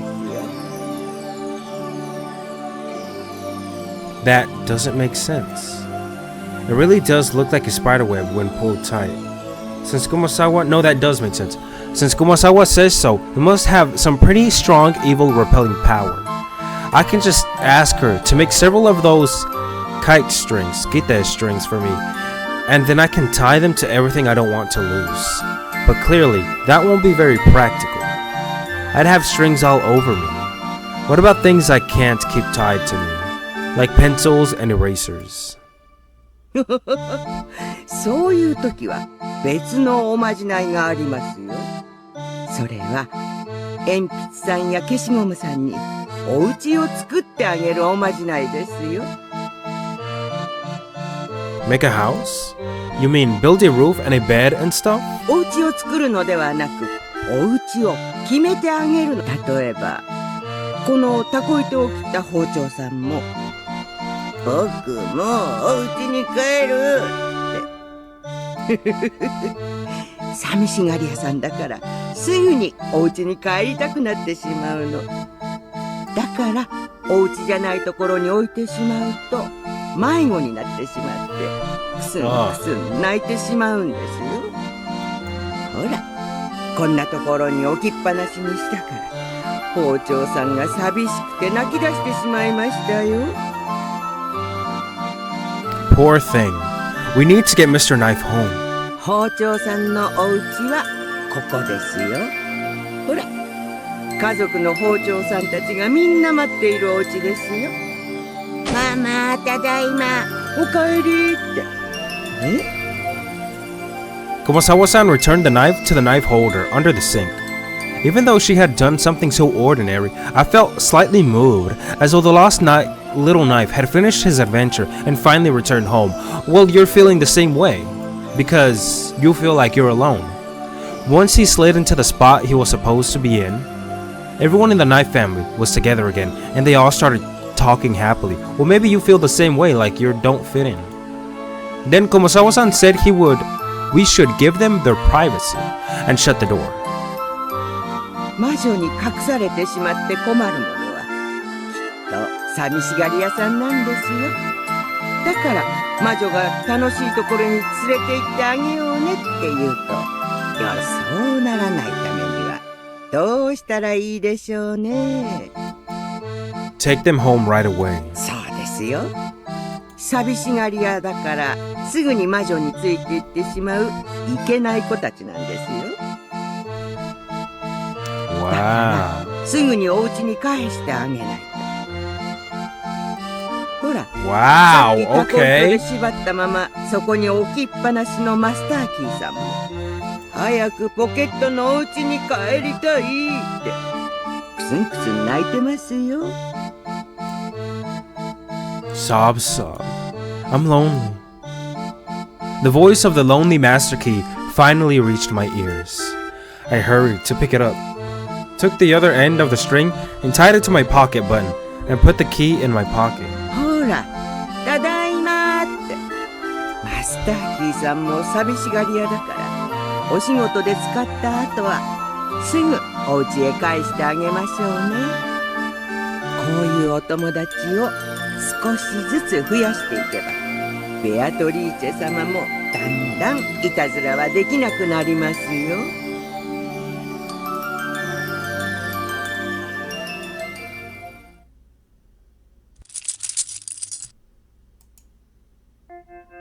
When break time was over, and I stood up to see what I should help with next, I felt a tug, and the key ring with the master key fell to the floor. Once again, I had left the master keys on the side of the sofa, and forgotten it was there. The instant I stood up, the string pulled on it, and it fell to the floor. Without Kumasawa-san's spiderweb charm, I would probably have left that master key lying there again. The master key, left all alone, would have been led away by the witch and disappeared. Oh man, I see what they're doing. That was close. And once again, I heard the master key, who had almost been left alone, cry and tell me that it wanted to go home. I'm sorry. Come on, let's go back home to my pocket. Yay, I'm home. Back at last. Thank goodness. I almost got pranked by the witch again. なんと、まあ、糸で結ぶとは面白い真似を。All of a sudden, I heard a wild, shocked voice from over my shoulder. It was a voiceless voice. A witch's voice. The kind you can't hear unless you try. Beatrice? There she is. 我が友よ。ぼんやりとまた鍵を置き忘れるから、それでからかってやろうと思っていたら。It's a spiderweb charm that Kumasawa-san showed me. It seems to work very well. 悔しいが効き目はあるぞ。とても触れたいとは思えぬ。そなたもカミソリの刃に指を当て横に滑らせたくはあるまい。Wow, that's a scary example. My finger hurts just thinking about it. しかし、よかったではないか。また鍵をなくしたと夏日に怒られずに済んだぞ。わらわのおかげだな。感謝せよ。Why? わらわが腹立たしかったからこそまじないを覚えたのであろう。そのまじないでそなたは鍵をまたしても置き忘れるといううっかりをこうして防げたではないか。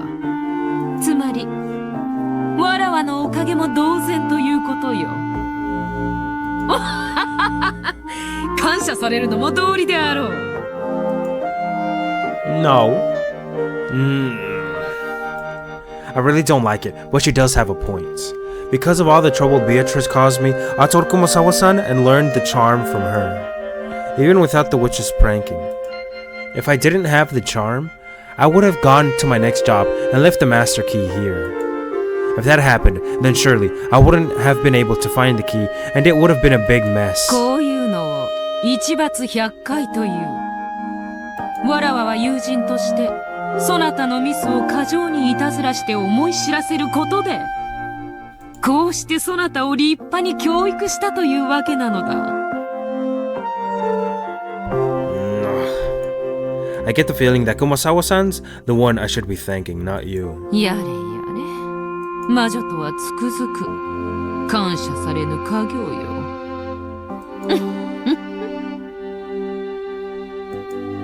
Anyway, I win this time. Okay, I need to get back to work now. よかろうとも我が友よ、今回は勝ちを許そうぞ。されどわらわは諦めが悪い。この負けを取り返すべく、以後さらにますますにそなたのミスを探そうと伺い続けるであろうぞ。心せよ、そそっかしいそなたが置き忘れる小道具などいくらでもある。それらすべてにタコ糸を縛るわけにもいくまい。The spiderweb charm isn't the only one I have. I also learned the take them home charm. I won't let you have your way anymore. Damn, speaking with... Damn! I won't let you have your way anymore? Putting your foot down. 体験させてもらおうぞ。それにしてもなんとも晴れやかな笑顔を見せおって、魔女が来るのは笑う角でなく泣きっ面がふさわしい。もう休み時間は終わっているぞ。せいぜい今日も先輩たちの足を引かぬように仕事に精を出すがよかろう。 Sure, today is Sunday and the weather is wonderful. I'd better do my best. せいぜい励め。そうそう、レイネの機嫌が朝から悪い。レイネ？目を合わせぬ方がよかろう。それから水難の層が出ておるぞ。 Water hazard. 水の入ったバケツの近くでは常に注意するがよかろうぞ。そなたのこと、きっと我が期待を裏切らず、バケツをひっくり返して叱られてくれることを心待ちにしている。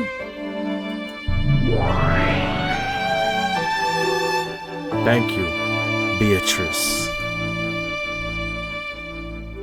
Back when I could not yet see her, I simply hated this prank-loving witch. But now that I could talk with her, it seemed to me that she was not all bad. Of course, I felt no need to be grateful to her. The witch Beatrice despises boredom and subsists on mocking the misfortune of others. Humans and witches are different, incompatible beings. And yet, it felt as though we could become friends.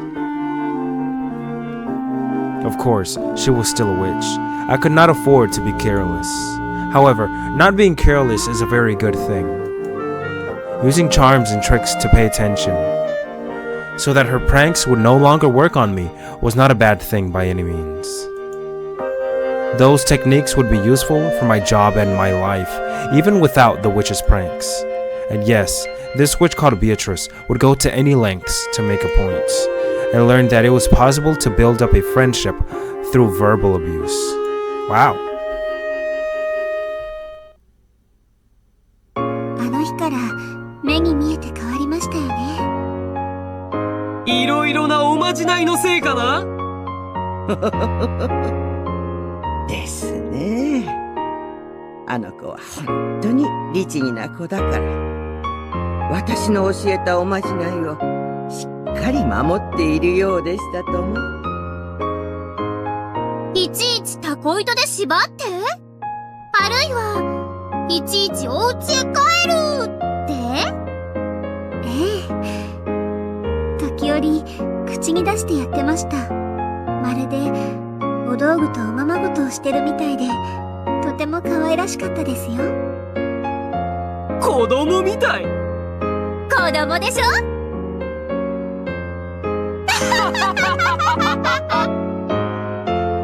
大人になら同じ言い方をすれば伝わりますけれど、子供は本当にいろんな子がいて、いろいろな言い方があるんです。それをちゃんと見つけてあげれば、ものは上手に教えられるんですよ。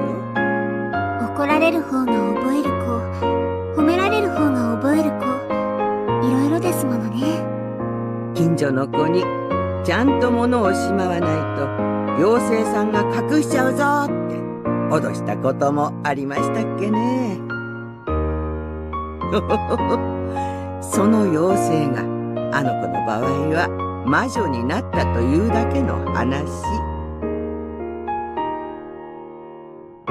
しかし、なんだか運命的な話だね。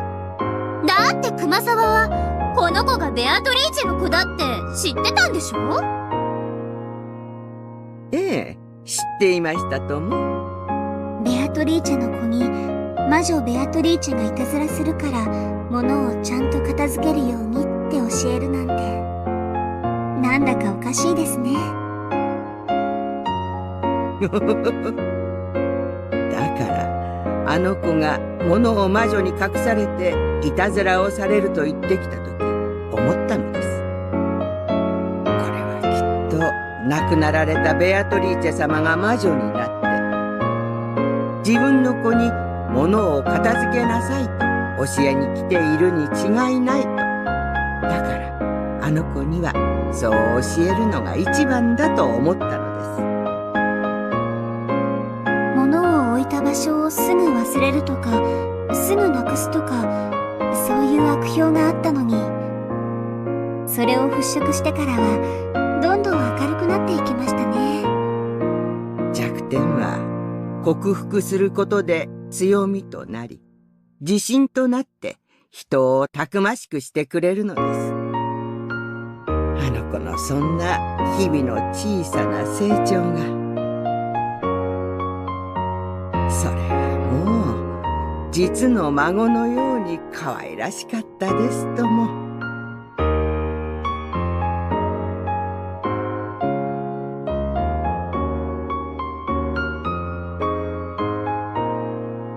源氏様、お疲れ様です。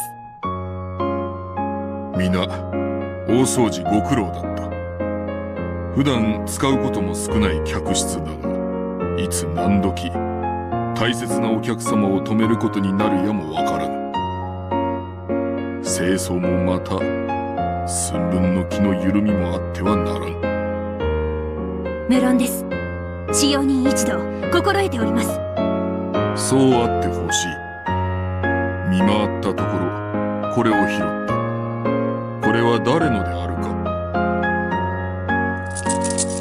Oh, bitch. Genji took a master key ring out of his pocket. Apparently, someone had dropped their master key. All of the servants swung around to look at me, the usual offender. なーに？またやす？そんな決めつけはいけませんよ。私はもちろん持ってるわ。こんな大事なものを落とすわけがない。I'm kind of ignoring. Like, I think that she's not there with them. みんなは？持ってます。持ってる。ほらやす、あんたじゃない。この間奥様にきつく絞られたのにまだ分かってないの？これだからあんたは。いつもの我ならば冷たき目線を集めただけで火のあるなしにかかわらず萎縮して謝ってしまうだろう。しかしもう我は違う。だから誇らしげに雲の糸を引くそれを高々と掲げるのだ。 Okay, you showed them up. I wonder what their reaction is gonna be. 落とさないようにという工夫か。良い心がけだ。Wow. Genji-sama's face was as expressionless as ever. Okay. However, those were unmistakably words of praise. そうです。もう落とさないんです。だっておまじないがありますからね。That's right. 我は誇らしくうなずき満面の笑みを浮かべるのだ。この日この時この瞬間の誇らしげな体験は我の幼少の記憶に忘れがたい1ページを刻むこととなる。されば源氏が見つけたる鍵は誰のもの？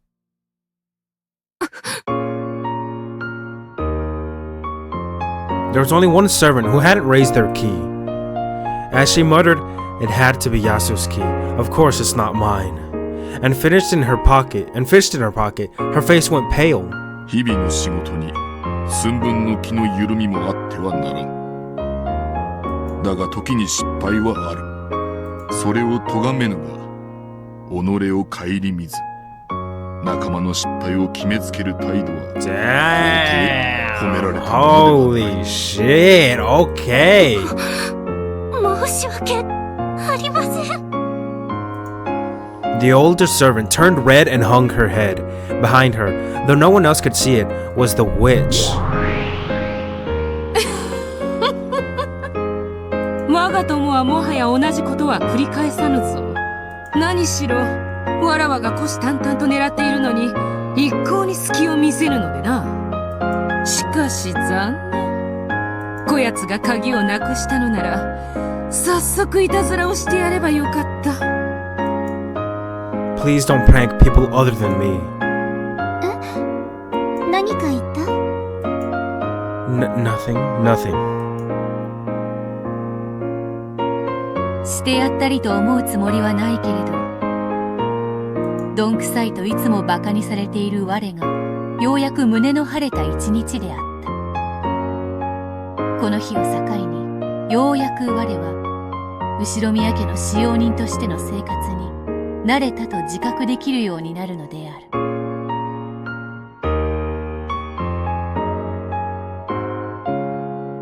褒められると自分は認められたって気持ちになるよね。大事なことだ。人の成長に欠かせぬ。人は成長するとどうなるのかしら。まず余裕が生まれる。それまで本当にこれで正しいのかと怯えながらしていた仕事が自信を持ってなせるようになるのだ。確かに気楽になれば余裕も生まれるね。余裕が生まれるとどうなるのかしら。日々を楽しめるようになる。源氏風に言えば気を緩ませることができるとでも言おうか。気を張りっぱなしじゃ疲れてしまう。それは良いことだね。ってことはそれってつまりサボれるようになるということ？サボるといえば聞こえは悪い。しかし要領よく仕事をこなし余った時間で日々を楽しむことは決して悪いことではないぞ。そういう時間は人間を豊かにしてくれるものだ。そういえばゴーダはよく仕事の合間にクロスワードパズルをしているね。余った材料で勝手に創作料理を作ったりもしてるわ。適度に遊び気分をリフレッシュさせるのは効率上も悪いことではなかろう。創作料理も遊び心と仕事の融合と言える。源氏とて誰も見ていぬところでは程よくサボっているはずだぞ。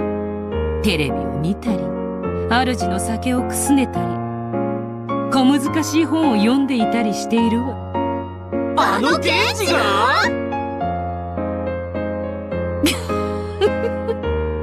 要はうまく仕事の合間を縫って要領よく遊ぶということだ。過ぎれば気の緩みとも言われよう。しかし仕事と遊びのメリハリがつけられるようになって初めて人は一人前になるのだ。つまるところ仕事だけで精一杯なうちは半人前ということよ。じゃああの子は仕事の合間に遊ぶということを覚えたって。あの生真面目な子がサボりを覚えるなんてちょっと考えづらいね。交流を覚えた。親切にしてくれる熊沢との仲を深め本の貸し借りとその感想を語り合う関係を得た。我にも学校にて友人はいたが仕事の都合もあり友情を深め合うには至ってなかった。気取らぬジェシカも親しくしてはくれたが夏日の減命もあり一緒に遊ぶこともできなかった。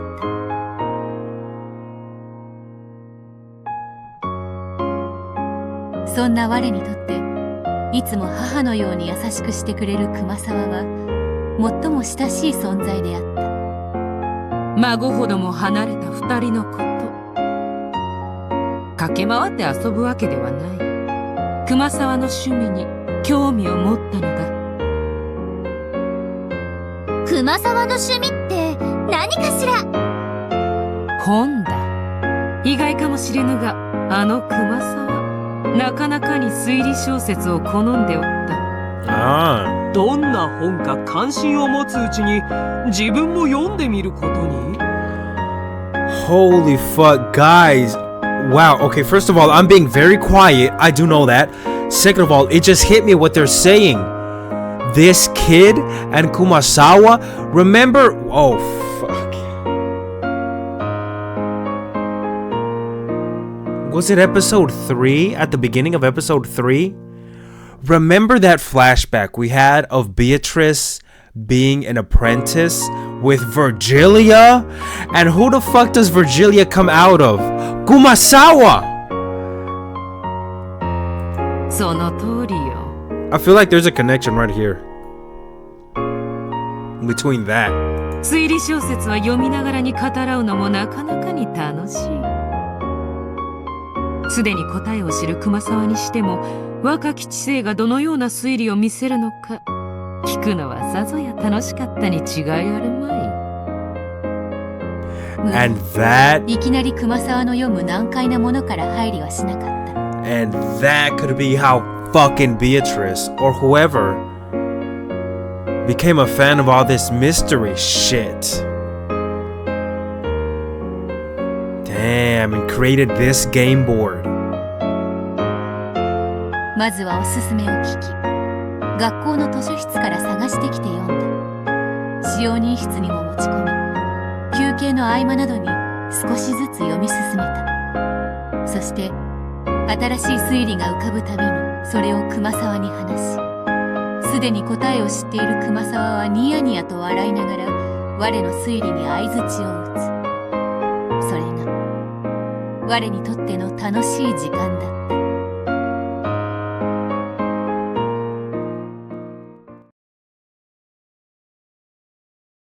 お風呂行かないの？浴場の時間終わっちゃうよ。Yeah, just a bit more. Another one of the figures just disappeared. すっかりミステリー好きになっちゃって。あんまり熱中して読んでると、また興奮して寝つけなくなっちゃうよ。Total mystery nut. Wow. According to Kumasawa-san, the culprit has already appeared. But I don't have a clue who it is. それ、どんなお話？ It starts with everyone receiving an invitation to a small island. Come on. No boat is coming to pick them up. And one by one, they're being found dead in a way that's connected to the nursery rhyme. And each time, one of the figures disappears. It's really interesting. Okay, first of all, they're being meta. But second of all, it could be like all the pieces are there. First, okay, who the fuck are we playing as? Because at first I thought we were playing as Shannon, but Shannon's right fucking there. And then I thought we're playing as Leon, because didn't they say this is Leon? Because we are the kid that... Like Genji got the kid and put him in... Oh my... I don't know who to think of. I don't even know who we are again. Am I that confused so easily? It's almost like it's a crime happening. Wait a minute. Wait. And each time one of the figures disappears, it's really interesting. Almost like it's a crime happening on Rokkenjima. それ、すごく有名な推理小説だよね。最後、犯人がメッセージボトルで真相を告白するまで完全犯罪だったんだっけ？ Even down to a message bottle. すごいよね。 And similarities. Shh. I'm enjoying myself, so don't spoil me. Go take a bath now. I'll go by myself later. はいはい。じゃあ後でね。お風呂忘れちゃダメよ。 Shannon picked up a change of clothes and smiled amusedly as she left the room. I probably won't be able to read the whole thing tonight. Even though I know that, I just keep turning the pages, unable to find a good place to stop. My new joy, the mystery genre. the mental game of thinking and theorizing, and also talking about it with Kumasawa-san. All of that left me enraptured. そなたもすっかり本の虫であるな。Oh, Beatrice. まあ、熱中して寝不足にでもなってくれれば、わらわもいたずらのしがいがあるというもの。You can't have that. I'd better find a place to stop soon. わらわの生まれた太古の時代には推理小説なる娯楽はなかった。そなたの肩越しに読ませてもらっているが、なかなか面白い読み物であるな。Beato, who do you think is the culprit? 今読んでいるその本の Yeah. Who is the sender of the message bottle, I wonder? 孤島に犠牲者を呼び寄せし犯人であろうが。There are only 10 people on this island, and the sender of the message bottle is unknown. 島に10人を閉じ込め、どこか遠くでのんきに餓死を待っているに違いあるまい。No, that's not right. He or she is not on the island. They're one of the 10. Jeez, I just don't know who. なぜに島には10人しかいないと決まっておるのか？ That's just how it is. Since if you don't trust that, fuck me. Since if you don't trust that, what can you trust? Or it's just one of the assumptions of the mystery genre, or... 島の主であろう？隠し部屋に潜んでおるのかもしれん。あるいは、わらわと同類、1000年を経た魔女かもしれぬぞ。いやいや、たかだか10人を殺すのにこの手間では1000年は経ておらぬな。この魔女、せいぜい495年程度しか生きていまいぞ。Being very funny. Locked rooms do appear a lot in mystery novels, and books often use a phrase like, it could only conceivably have been done with magic to describe them. And here I am, with a witch right before my eyes. It's a complicated feeling. 密室殺人とは面白いものであるな。オチを読めば、それは人間小説、すなわち推理小説となる。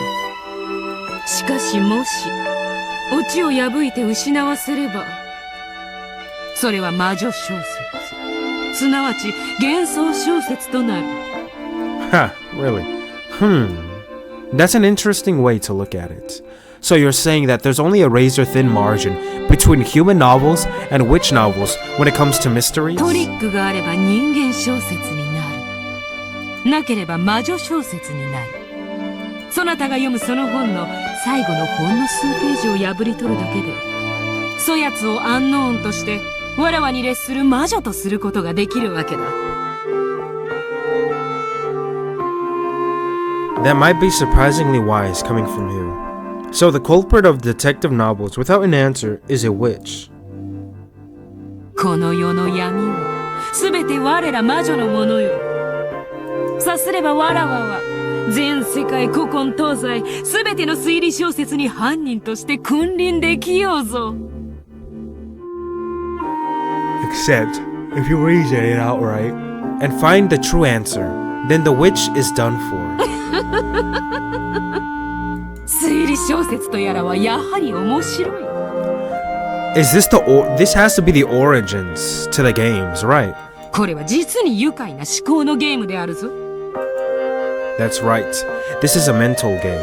You fight against the book, make a theory, and then have debates to battle friends who have also read the book. いや、魔女と人間の戦いでもあるぞ。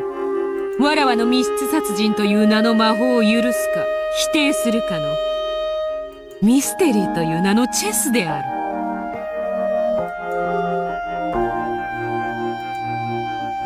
Chess! So, I'm not reading a book alone, but playing a game against you? いかにも、先ほどシャノンが言うにはこのラストではメッセージボトルによって真相が明かされるというではないか。つまり、それまでに物語の真相を暴くことができねば、そなたの負けということだ。何しろメッセージボトルがたまたま目につくところに漂着したから良いものを、もしも割れて沈み誰の目にも触れなかったなら、すなわち人間には不可能、魔女の犯行ということではないか。That's a fun way to look at it. A battle between me and the witch. Yeah, I really like thinking of it that way. これよりわらわは、そなたがそれを読み終えるまで、495年の魔女アンノーンであるぞ。そなたに、我が孤島殺人のトリックが見破れるかな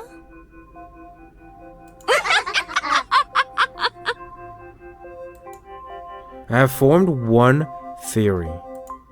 You want to play with me, don't you? I've been reading books so much. I've been reading books so much. You've gotten lonely. そうとも言う。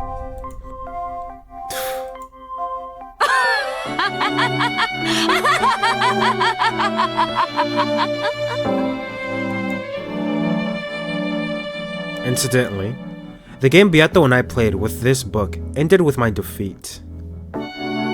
In the end, I wasn't able to build a satisfying theory, and I had to learn the truth from the message bottle.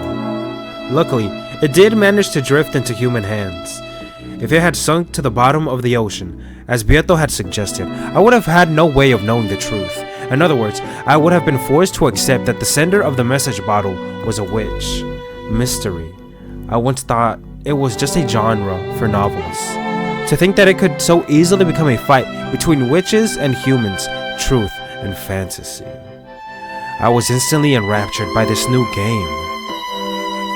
As the months passed by, I read through all of the mystery novels in the school library and started to read mystery novels for adults. I discussed them with Kumasawa. I discussed them with Shannon. I played my game of theory chess. The fight between witches and the truth. How enjoyable those days were. I am one, yet many. Here's to the fun game of the mind that enraptured me.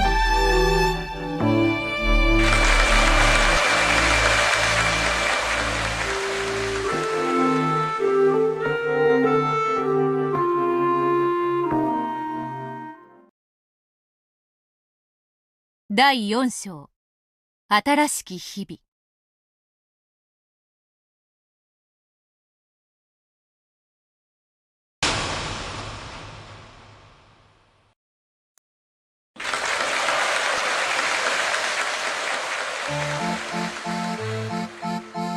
Alright, this is gonna be the last chapter I play. I would play all of them, but I mean, it's getting hot here. The months and years slid by. In my new, more colorful life, I smiled at the spring sunshine, peeking through the trees, gazed up at the column of summer clouds, enjoyed the piles of fallen leaves in autumn, and played in the winter snow the few times it did fall. As these days passed one after another, there was a considerable change to my environment. That was a complete rotation in the servants from the gospel house. Oh, okay. There weren't specific grades like in school, so there was no rule saying how long a servant could work before quitting. Each servant made their own decision about when they would graduate from Rokkenjima. Some of those who couldn't stand the environment would quit in as little as 3 days. I was thinking at least 1 year before you put your resignation in, but okay. After all, life on Rokkenjima was strict. It was also strict in the gospel house, of course, but there were a lot of Rokkenjima only rules. And Natsuki, the only one who supervised the servants, was also very authoritarian. It was probably easy to feel constrained. That constrained feeling and the money sat on opposite sides of the scale that they used to decide the time of their graduation. And sometimes, someone from the Ushiromiya family would use their influence to secure someone a new job, encouraging them to spread their wings and start a new life. Well, that's kind of nice. The cycle usually lasted 2 or 3 years. No one decided this, but it was one of the goals most servants shot for, an unspoken rule. However, I was an exception to that rule. I continued to live as a servant while going to school in Nijima. After that year, all of the Gospel House servants quit at once. It wasn't at all rare for friends to quit at the same time as each other. All of my fellow servants of the Gospel House graduated from the island at once, leaving only me behind. Of course, I hadn't been on particularly good terms with them. On the contrary, it was annoying to be treated like a kid and called Yasu all the time. Even when new servants had joined, the older ones got them believing that Yasu loses things all the time. So things had still been unpleasant even then. Those unpleasant older servants, as well as the ones who started at the same time or after I did, all quit at once. The Ushiromiya family had no quarrel with those who left. Adult servants were easier to handle in the first place. The Gospel House servants were only accepted so that they could be trained. So all of the servants except for me, and no one tried to stop them, left for me. No, fuck me. So all of the servants except for me left. じゃあね、ヤス。あんた、物をなくしたりするんじゃないわよ。I don't lose things anymore. じゃあね。being a little mean. 奥様の言うことよく聞くのよ。後から来る仲間に迷惑かけるんじゃないわよ。未だに謎よね。どうしてヤスはここに推薦されたの？それを言ったら、未だに奥様がヤスの勤務を認めてる方が意外だわ。逃げ出さない分だけ根性があるってもんだ。I want to see one more thing again because they are acting, even though they're human, they're acting just like how their sister of their stake would act. Now then, who is she? Leviathan is, but what is she? Envy. Obviously Satan, she's wrath, right? Satan, the ever angry. It doesn't say exactly. Blefgor, what is she? Is taciturn, assiduous, the most trusted. Turn the masters into lazy pigs. I'm not really sure. Obviously, my girl Mammon.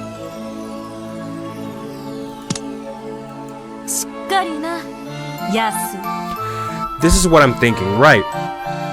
Maybe whoever Yasu is, the killer Beatrice, they took them and instilled them what they thought of them into the Seven Sisters. I don't know. You probably understand what I'm saying. I hate being called Yasu. At the very end, I finally said the one thing I'd always wanted to say to them. Wow! What dicks! However, they basically ignored me and just picked up their things and left. That's... wow.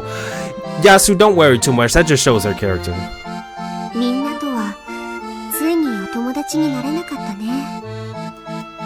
Hey, you said what you wanted to say. Even if it took you to the very end, you still got it off your chest. And that's respectable. I wouldn't even want to become their friends.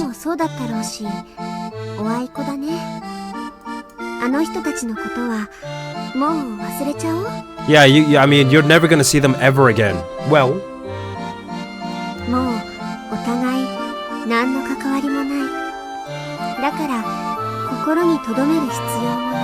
Yeah, it would be completely pointless. You're right. I just felt a bit disappointed. I was never able to get them to acknowledge that I'd become a fully fledged servant who could take care of myself. Guys, again, acknowledge. And what was these fucking games for? For Beatrice to force Battler to acknowledge her as a witch. She said that to admit. And I had so much trouble with that at the beginning. I remember that.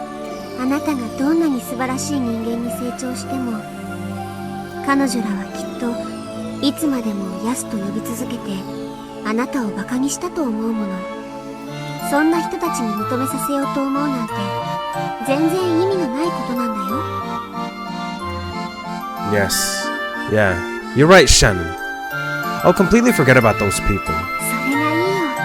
あなたには私や熊沢さんなどの素敵な友達がいるじゃない。そして新しい使用人の人たちの前では今度は一人前の姿を見せてあげればいい。 Shannon was exactly right. I regained a sense of confidence and pride that I hadn't felt since that day when I held the key with the spiderweb charm up high. I am now the most experienced Fukuin servant. Damn! The new servants who come will still probably be older than me, but I need to teach them the ropes as the most experienced servants. Damn, got your nose in the air already? Genji-sama even told me to guide the newer servants. Wow! Okay, I'll give it my all. その息だね。一緒に頑張ろう。 But wait a minute, they left, but Shannon is still here? Again. My theory. Yeah. Shannon is away for this character. アスネと申します。 Asne? Can we see her here? That shit is getting slow. My fucking phone, or not my phone, my PC. Your bell's up. Well, not bells. No, whatever. My name is よろしく Asne. お願いいたします。ベルネと申します。 Belny. よろしくお願いします。 The newly arrived servants looked a bit frivolous. When I first joined the Ushiromiya family, I was incredibly nervous. However, I couldn't see any traces of that nervousness on these girls. ええ、基本的には成績が優秀で貧困法制な子が選ばれます。どうやって選ぶの？誰が選ぶの？理事の先生方が来て面接をされるんです。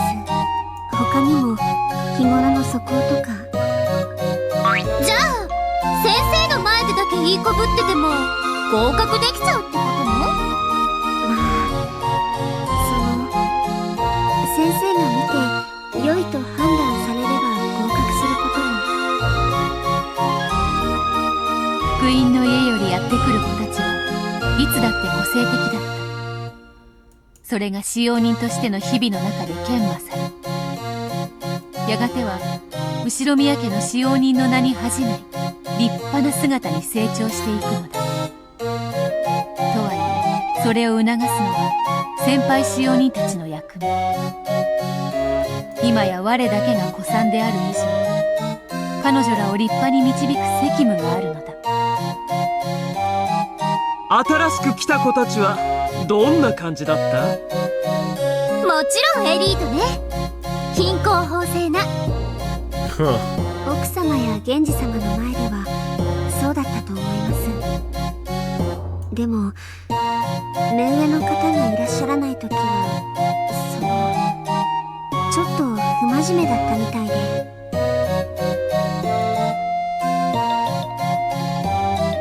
アスネさん、お道具は使うたびにちゃんと台車に戻してください。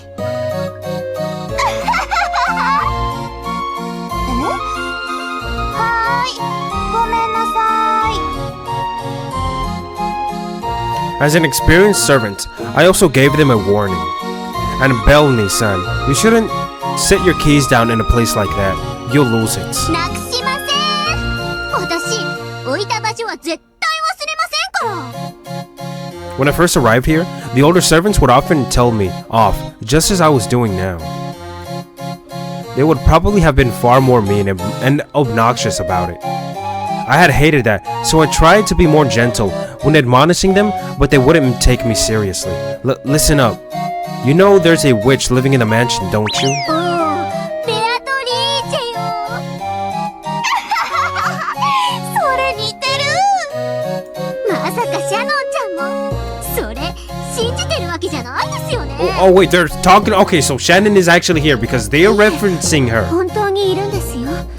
物をほったらかしにしておくと魔女がいたずらして隠したりするんですよ。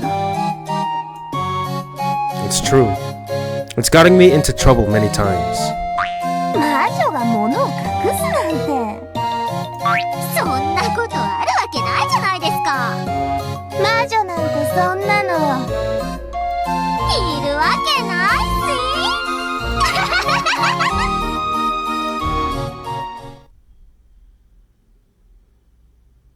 Oh, what? We're bringing them here? いるわけないです。魔女なんて。いたずらだと思ってました。いや、そう思っていられるうちが気楽だった気がします。魔女ベアトリーチェは確かにいたと思う。私は信じない。ベアトリーチェがあったかはわかりません。でも人間じゃない何かが確かにあのお屋敷にいたんじゃないかと思います。人間じゃない何かというのはベアトリーチェの可能性もあると思う？バカバカしい。私もバカバカしいと思いたい。あれはきっとヤスのいたずら。仕返しでしょ。私も最初はそう思ったけれど、いたずらでは説明できないことがあった。必要というか、具体的には。Okay, come on, open up, girl. I want to hear. Tell me. ふっ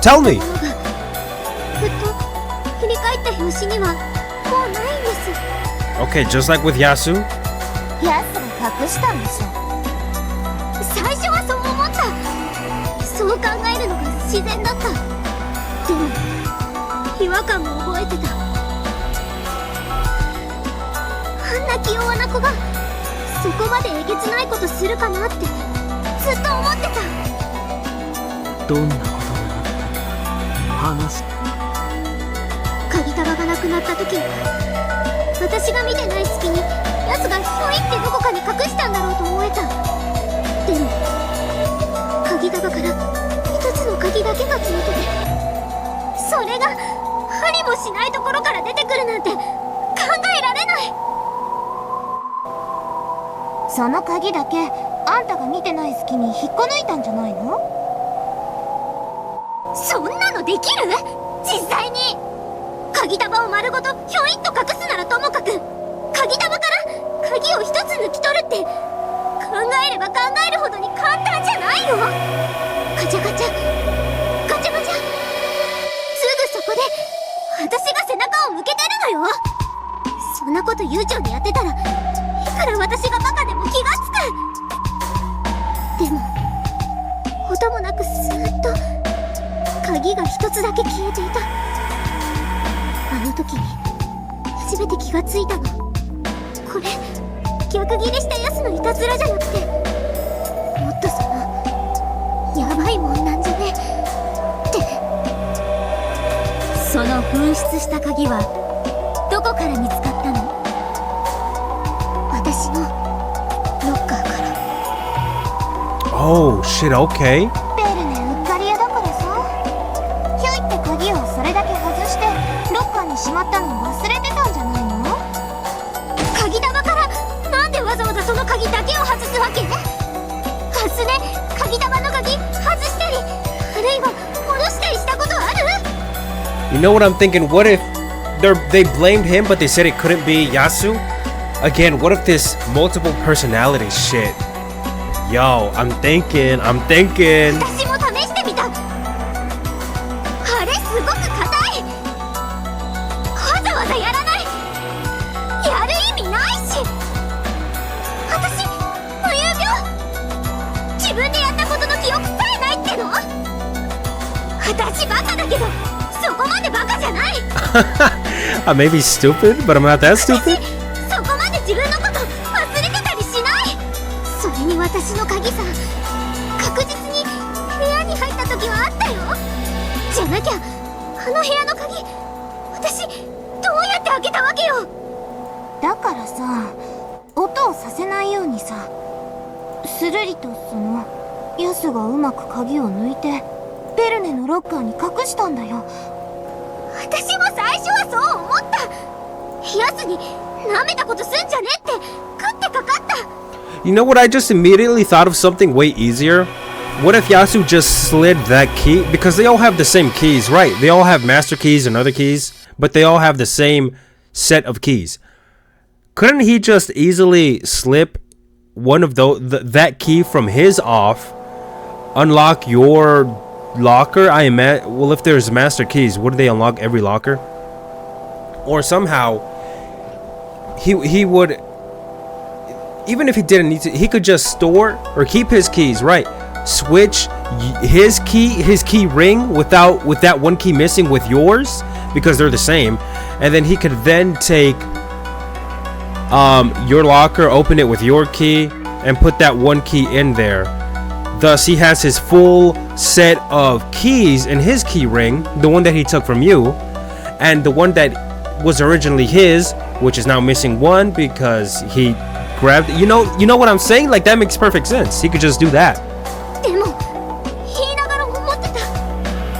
これ絶対変じゃねって。だってさ、あの日私たちずっとヤスと一緒に部屋回ってたわけでしょ。鍵をガチャガチャ外すほどの隙は絶対ないよ。ヤスには無理。 I feel like I just said something completely sensible. Am I wrong? He could just do that. っていうか誰にも不可能だよ。音をさせずに、それもわずかの隙に鍵を一本だけ抜き取るなんて。 I think I cracked the code. Like I should probably say that shit in red. 受け取った時からもうマスターキーが一本足りなかったとか。だから言ってんじゃん。ちゃんと鍵は最初あった。あの部屋の鍵を開けたのは私だから、絶対鍵はあった。で、部屋に入って私バカだから鍵のジャラジャラが嫌いでひょいとベッドの上に置いといた。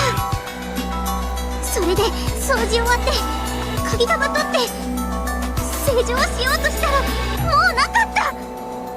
背中を向けてはいたけれど鍵のすぐそばにいた。だから誰かが鍵を一本だけ抜くなんていたずらをして悠長にガチャガチャ言わせたらすぐわかる。なのにその部屋の鍵一本だけがスーッと蒸発して私のロッカーの中に。いいよ、ヤスがこっそりやったって仮定してもいい。そう考えると気楽になれるもん。でもね、じゃあどうやってロッカーに入れたわけ？ヤス、私たちとずっと一緒じゃん。 Okay, that throws a little bit of a wrench in my 私が theory. ないないって大騒ぎしてあちこち探し回ってロッカーの中で見つけるまでずっと一緒だったじゃん。ありえないって。私ヤスに当たり散らしながら感じ始めてた。というかヤスの瞳がさ、あの子の言うさ、いつの間にか物がなくなってるってみんなが言うようにあの子がぼんやりしてるんじゃなくて、私と同じで突然ありえないことが。 Yes, bitch. The witch. The Crimson Witch. Not the Golden Witch. The Crimson Witch. Beatrice. Or Gap.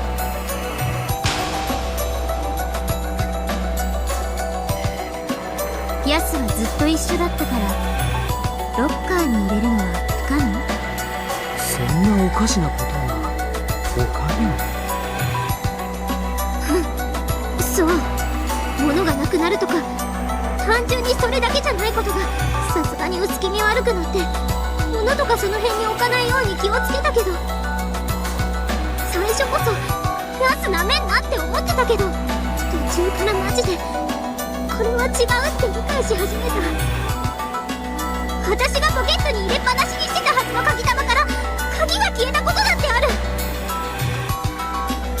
私は気づいた。ヤスがいたずらしてんじゃない。ヤスも私も同じ何かにやられてるんじゃないかって。落ち着きなよ。私は一部はヤスのいたずら、それ以外のほとんどはベルネのうっかりか勘違いだと思ってるよ。確かに屋敷はいつも薄暗くてどこか薄気味悪かったし、なんかたたりとか呪いとかそんなのがあってもおかしくなさそうな雰囲気はあった。そのせいできっとベルネはおかしな方向に怯えちゃったんじゃないかなって。あんただって見たでしょ？ほら、あの雨の日、記念室に消えるおかしな白い影を見たでしょ？見たけど、白い何かを着た奥様かお嬢様じゃない？白い何かって何？ Damn, okay, so they saw something else? そんな服を着てるの、奥様もお嬢様も見たことないよ。 No, but というか、あの貴賓室いつも施錠されてるし、奥様とかは鍵持ってないし、あれは絶対幽霊とか亡霊とか。絶対に魔女の影だった。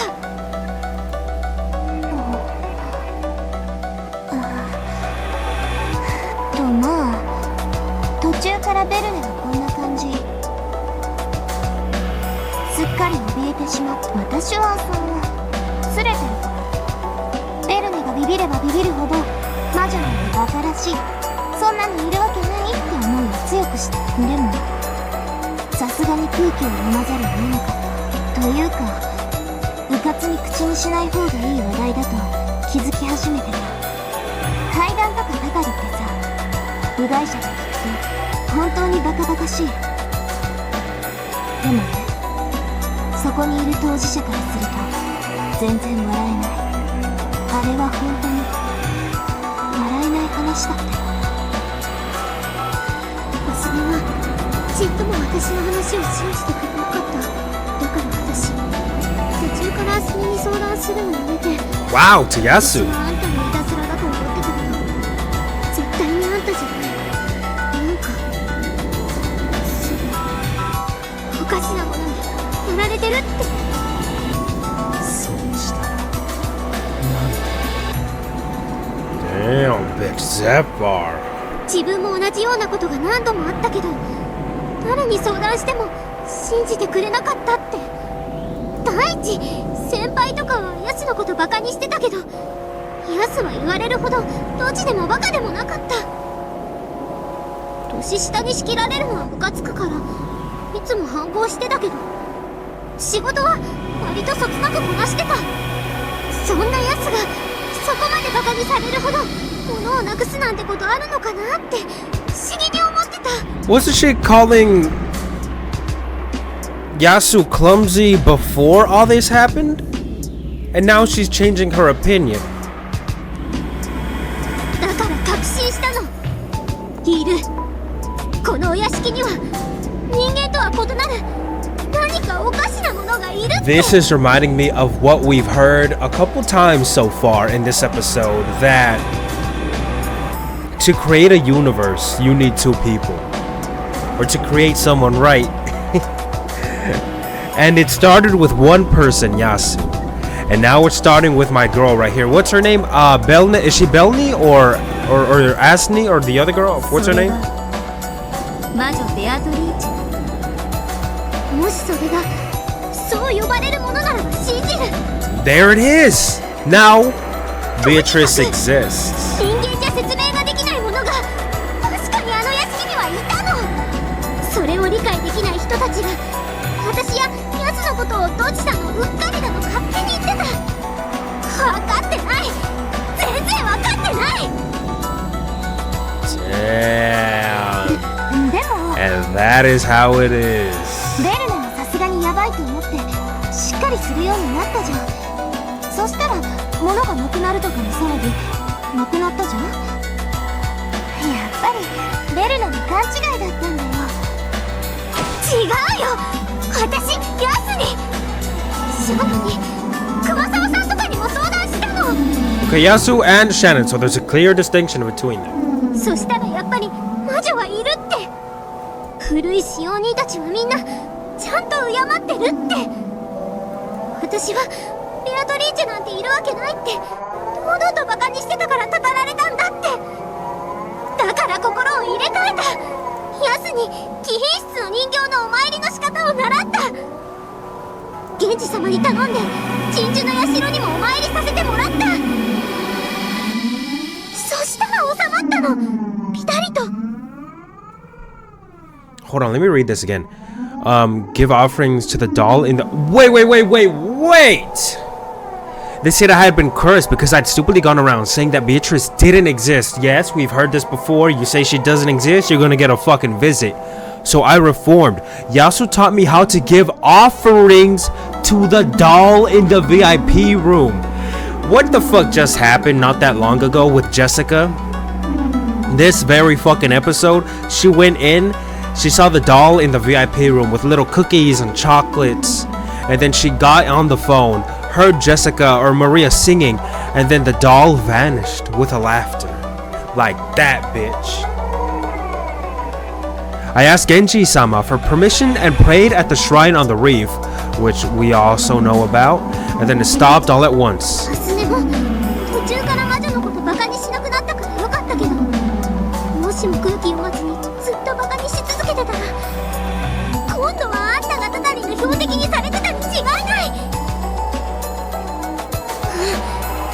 私が保証するよ。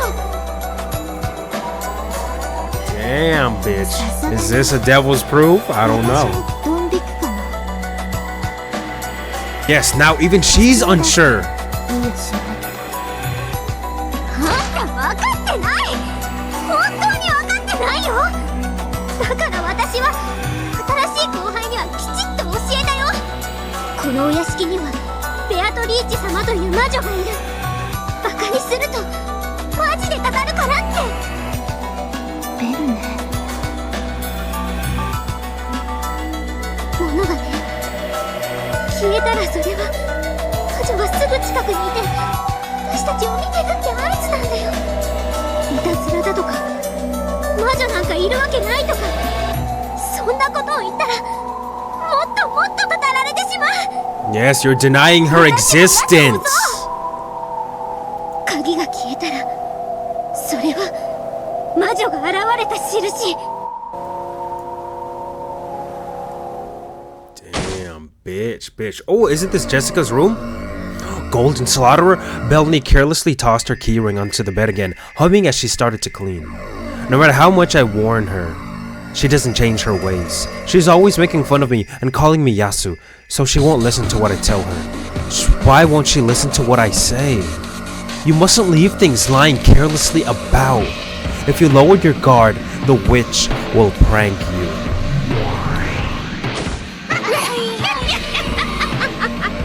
Man, it's starting to get scary, man. With how frustrated Yasu was getting, I'm getting a little scared. Stop it, please. That's Bellany-san's key.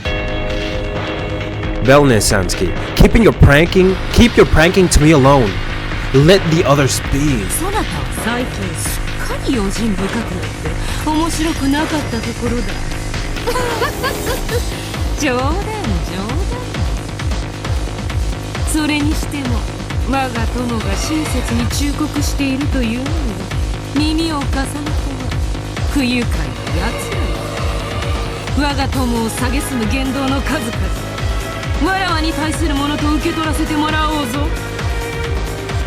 Are you planning to steal Bellany-san's key? Please don't do it. She'll think I hid it again. わらわの魔法をそなたごときの仕業と見下すか。ならばよかろう。人間には無理なことを見せてやればいい。我が魔法を見せてやる。愚かなるベルネとやる。我が友の忠告に耳を貸さなかったことを後悔させてくれる。この希薄な体では物足りぬ。借りるぞ、そなたの体。久々に本当の魔法を見せてやる。 Wait, what? わずかのひとと再び我が身を現世に。 Whose body is she taking? Wait a minute, wait. Whose body is she taking? Oh shit, it all went negative for a second. Huh? A shiver ran up my whole body like an electric shock. Or an electric field. From that moment onwards, I couldn't move any part of my body by my own will. Like a moment of shock after a blackout. I could do nothing but accept the fact that I had lost control over my body. All of my cells through my body felt tingling. I felt as though my body had been transformed into someone else's. I realized that the witch Beatrice was using my body as a vessel to revive for a short period of time.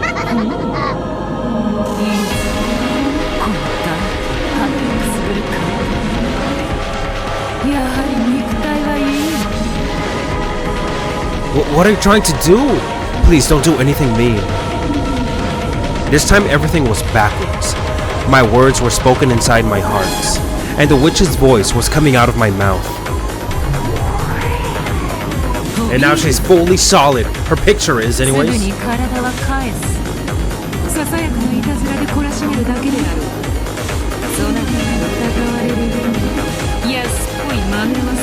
I'm being very cautious because she is controlling Yasu and she's gonna use his body to hide the keys. However, is that really what's happening right now?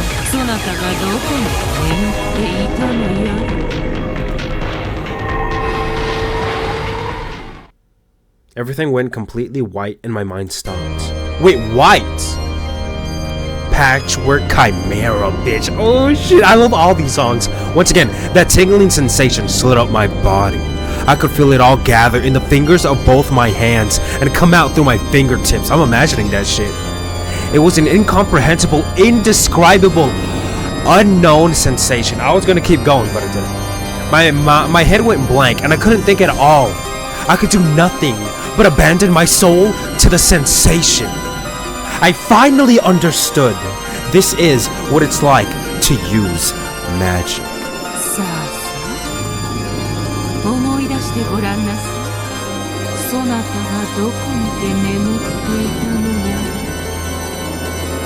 Is she talking to the keys? To the singular key?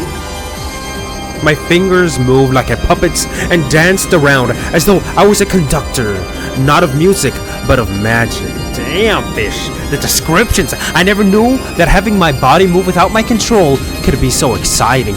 What? When Beato lifted my fingers as if a string was attached to it, the key ring lying on the bed stood on end. Belne-san didn't notice. Neither did Asne-san. They were fully occupied by their happy chat as they cleaned the room. I doubt that either of them could have dreamed that a witch was right behind them, readying herself to use magic. They could never have imagined that the keyring was doing a little dance right behind their backs. It was like an anime fairy tale I'd seen once as a kid. The happy way the keys danced and spun made it look as though they had a will of their own. I could feel the fun of making those keys dance with my fingers wash over me. Yes, this is pleasure. As I powerlessly watched the witch control me, I couldn't help but surrender myself to this new joy called magic.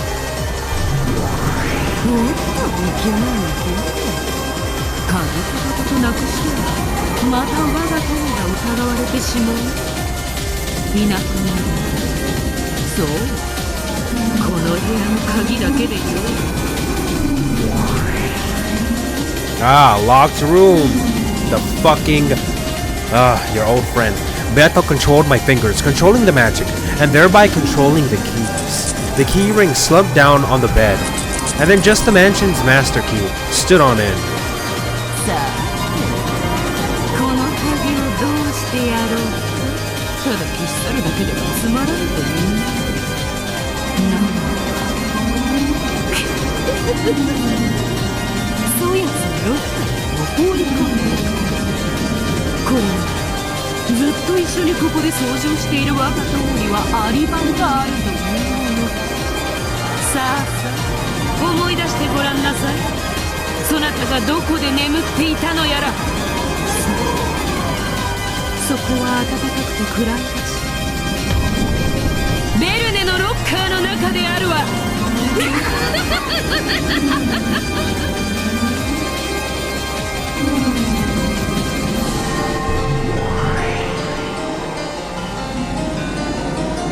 When Beato snapped her fingers, the key burst and became a gold butterfly.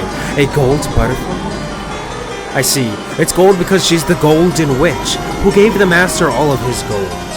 And butterflies are scared of spider webs. So, it's a gold butterfly. The minions of the witch Beatrice are gold butterflies. After flitting into the air, it burst into a shower of gold sparks and disappeared. Then, the vanished key went to Belnez-san's locker. Though it was far away, in the locker of a changing room, I had a vivid understanding of its new state. It wasn't by sight or by touch. It was by some other sense inside my heart, which couldn't be explained by the five senses. A completely new sensation that I'd never felt before. It was the completely alien concept called magic. A completely unknown pleasure that left me in a trance.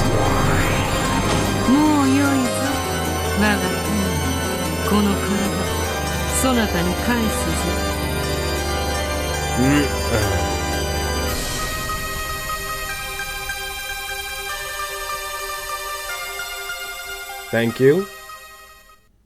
Now let's watch them freak out. It felt as though I had been spinning through space, and gravity had suddenly come back and thrown me to the ground. Like when you're having a great dream, but you're suddenly woken up, and all you can remember about the dream was that it was fun. That sort of lonely feeling, melancholic. Though Beto had been borrowing my body, it was my own body that used magic. I could still feel the sensation in my hands. The keyring over there had danced along with the movements of my fingers. No, that's not quite it. The keyring and my fingers had danced together. That fun, that excitement, still tingled slightly in my hands.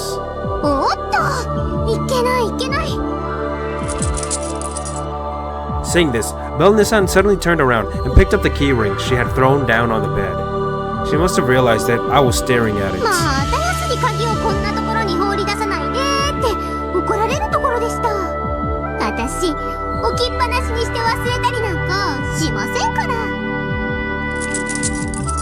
With a grin, she put the key back into her pockets. However, she still hadn't noticed. She probably couldn't even imagine that during the few moments her guard was down, just a single key had vanished from the ring. It's not easy for a human to do things like that, but with magic, with just a little dance of the keys and a butterfly popping, it had disappeared.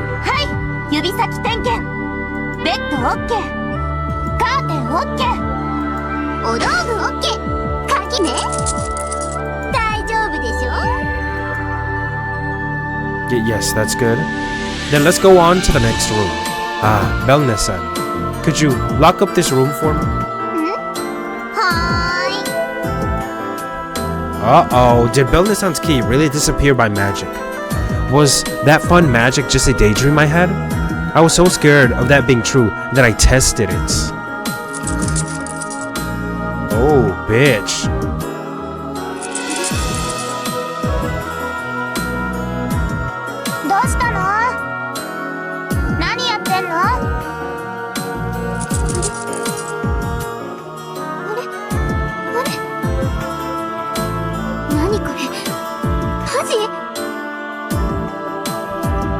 What's wrong?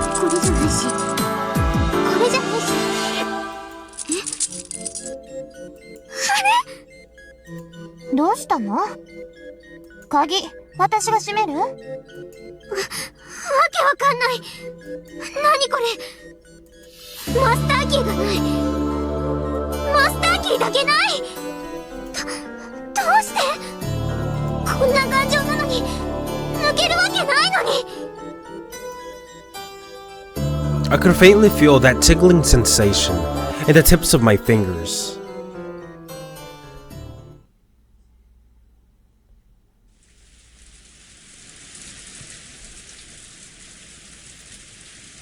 That night, as I gazed at the ceiling from my bed in my dorm room, I looked at my hands.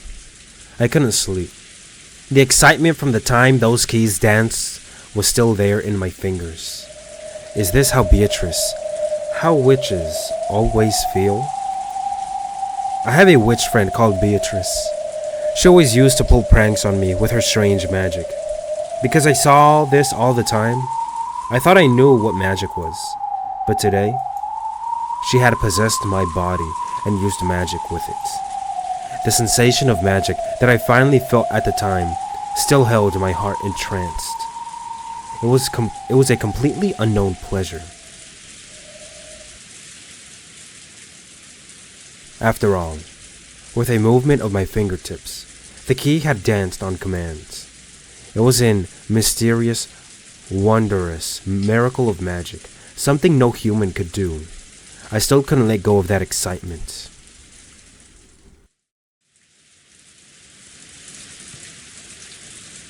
Shannon, are you awake?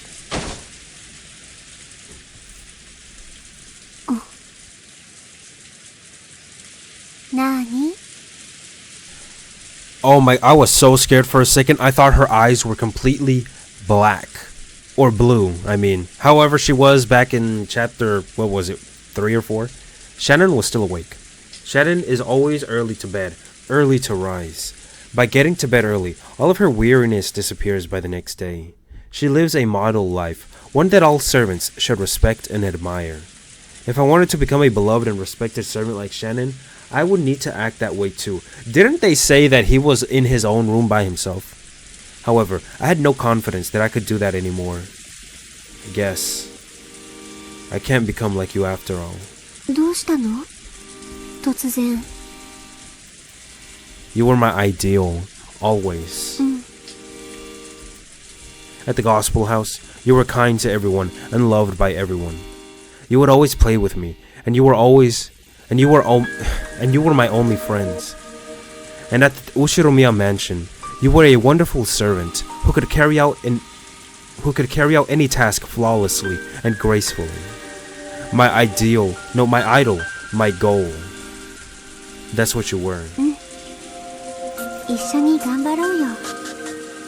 ほら、石の上にも3年って言うよ。みんなどんどんあなたを認めてくれているよ。だから一緒に素敵な使用人を目指そうよ。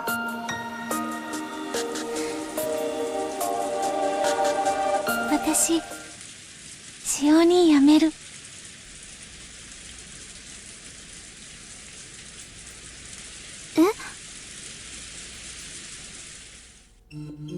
使用人より魔女の方が面白そう。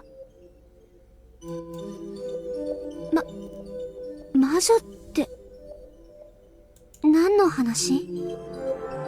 みんなに愛されて頼りにされる使用人って今ももちろん憧れるけど、でも今の私には魔女の方が憧れるの。それは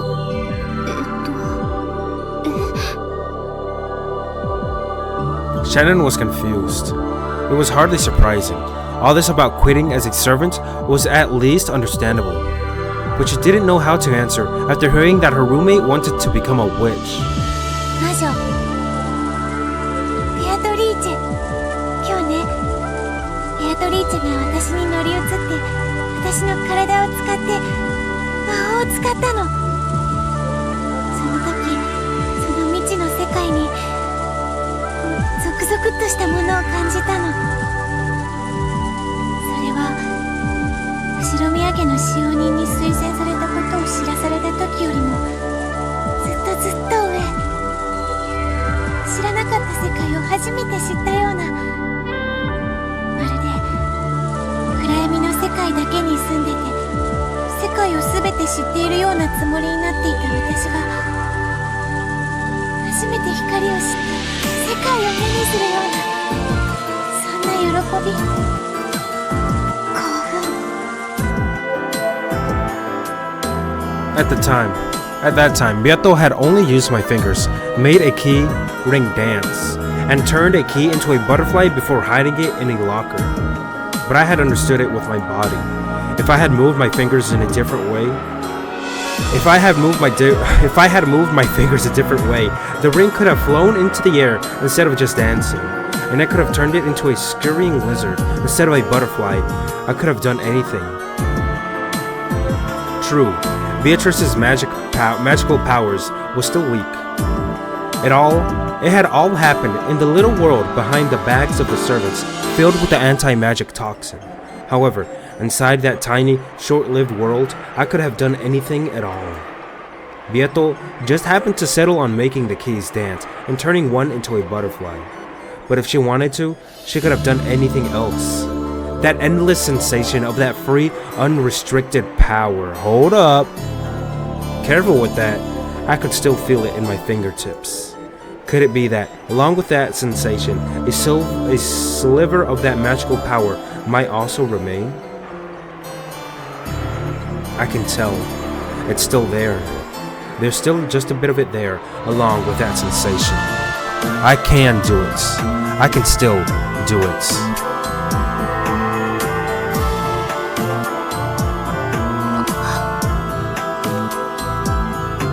A single spot of golden light suddenly lit up this dark room.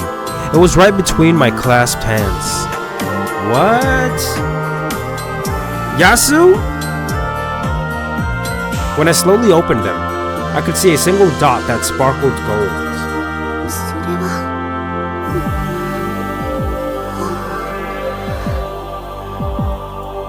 Shannon didn't know what the light meant. How could light appear from the palms of my hands? And yet, even with this miracle right in front of her, she couldn't understand what it was. She just sat there with her mouth open in disbelief. However, to me, this was just the return of that bit of sensation in my fingertips.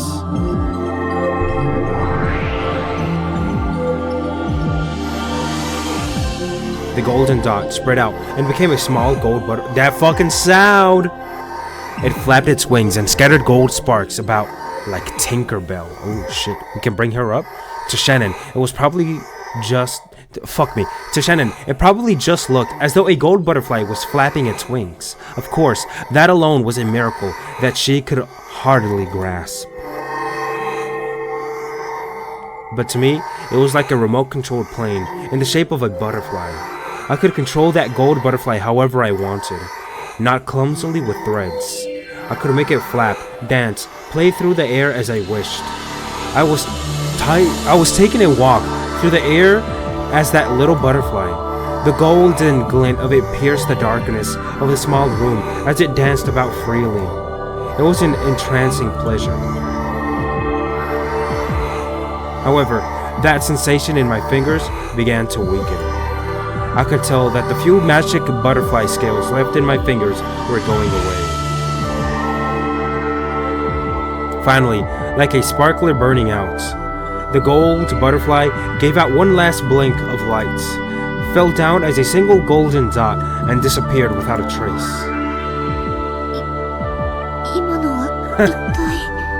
I don't know.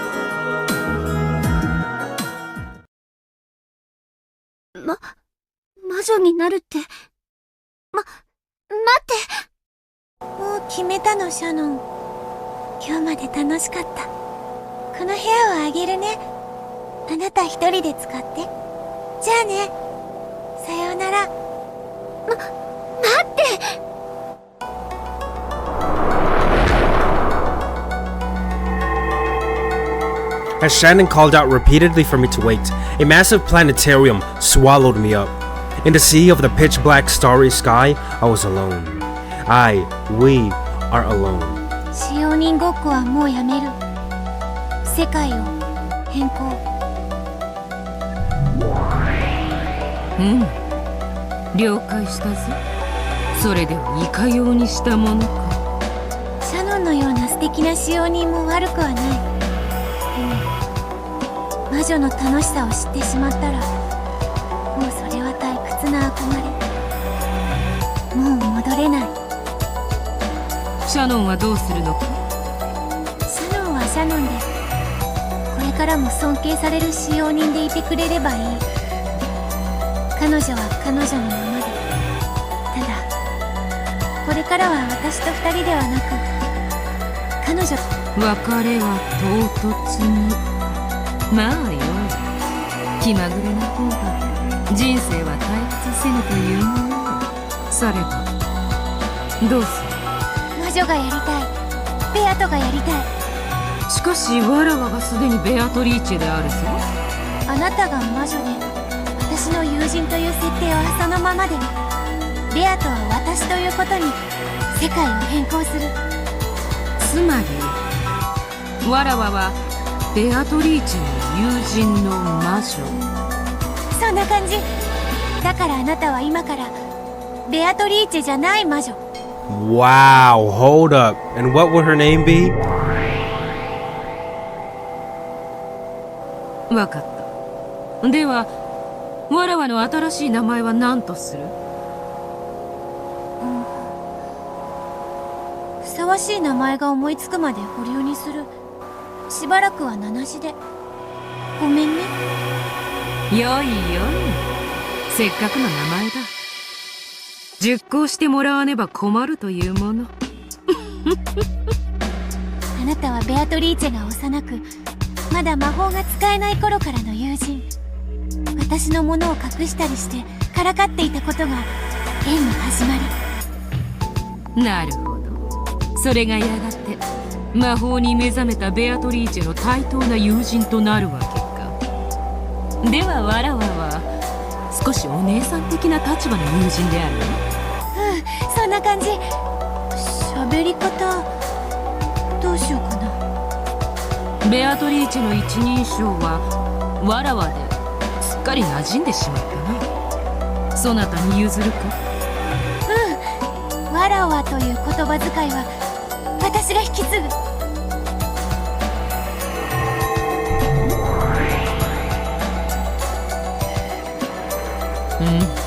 わかったぞ。ではわらわも、いやいや、これからはわらわではないな。私もベアトリーチェの姉的立場である魔女の友人にふさわしい喋り方を探しておくことにする。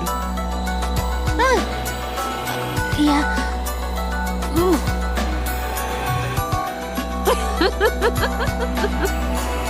なかなかの貫禄。私の、いや、わらわの容姿はどうしたものか。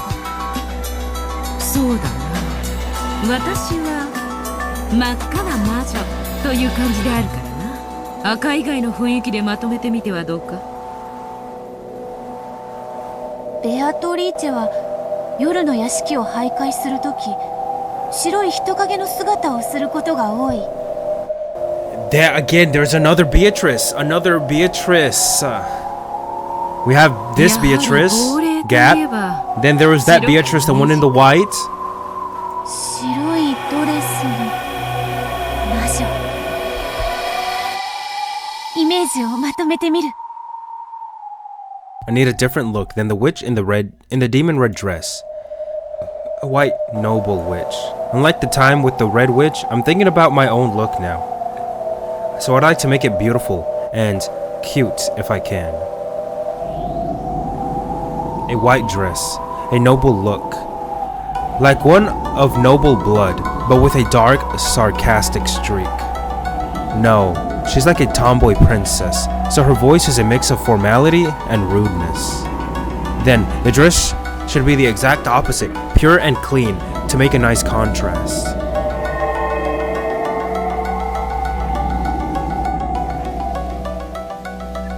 And that's clear. このような姿ではどうか。これが新しいベアトリーチェの姿なの？これは美しい。高貴な姫君みたいだね。気に入った。悪くないぞこの姿。いいじゃん。素敵よ、ベア。気に入った。実に気に入ったぞこの姿。その調子で今度は私に素敵な名前をつけてくれると嬉しいわね。いつまでも名なしじゃふてくされちゃうわ。安心せよ。必ず立派な名前を考えてやろうぞ。それよりまず考えたいことがある。それはわらわの使う魔法。物を隠したり別の場所に瞬間移動させる魔法はそなたのイメージだ。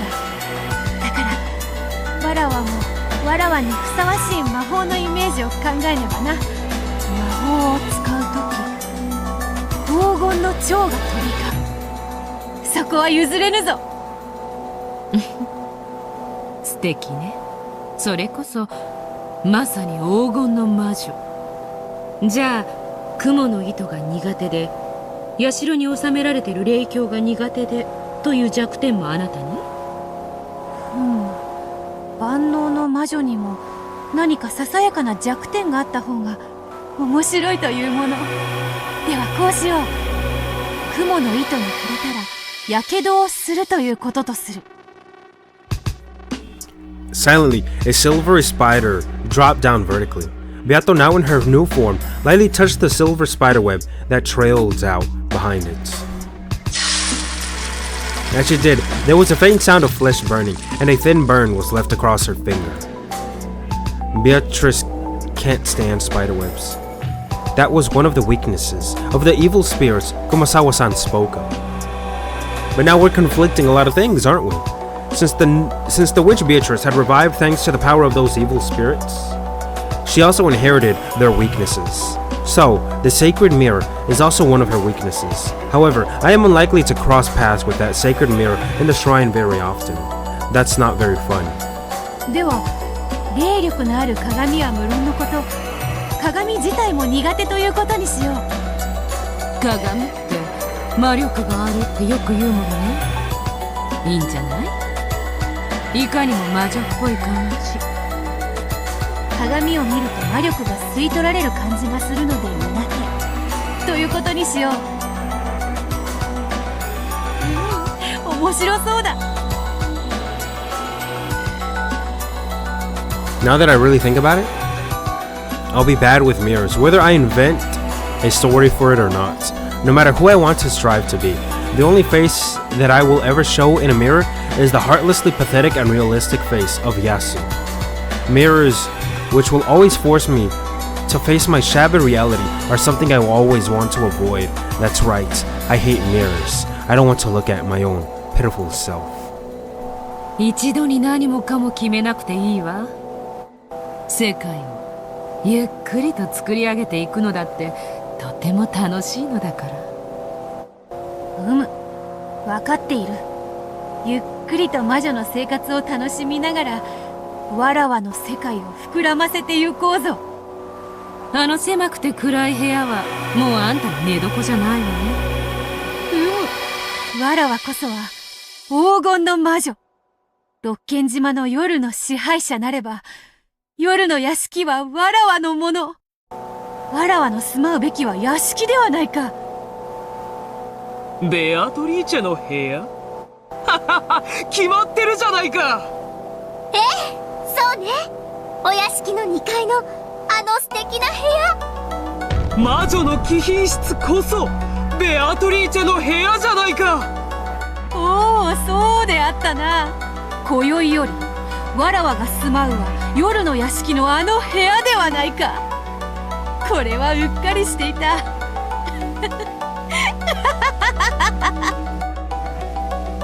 じゃあ行きましょう、ベアと。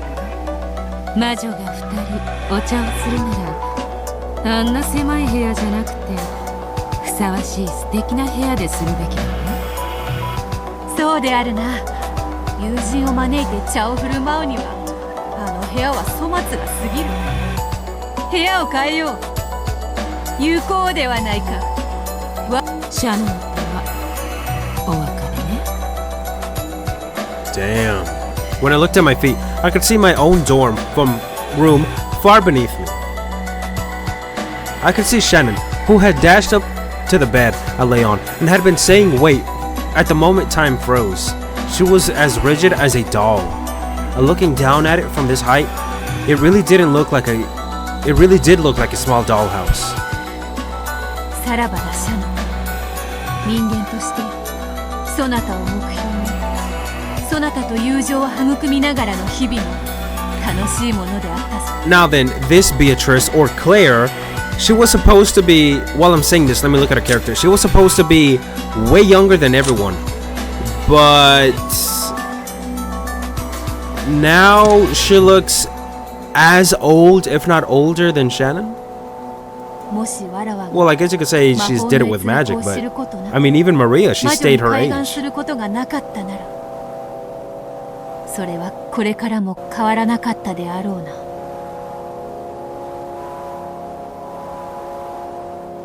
I was your only close friend as well, wasn't I? Please forgive me for erasing that friend so suddenly. As a parting gift, I will erase me from your world. What? Starting now, this will not be a two-person room.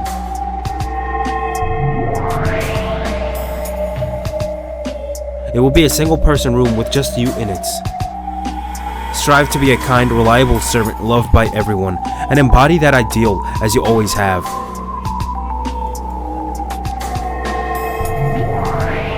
I'm still sticking with my theories though. Yasu, the stupid, clumsy servant who lost things all the time, no longer exists. Isn't that kind of what she is though? Cause yeah, in episode 1, she was always thought of as a clumsy person, just like how Yasu was.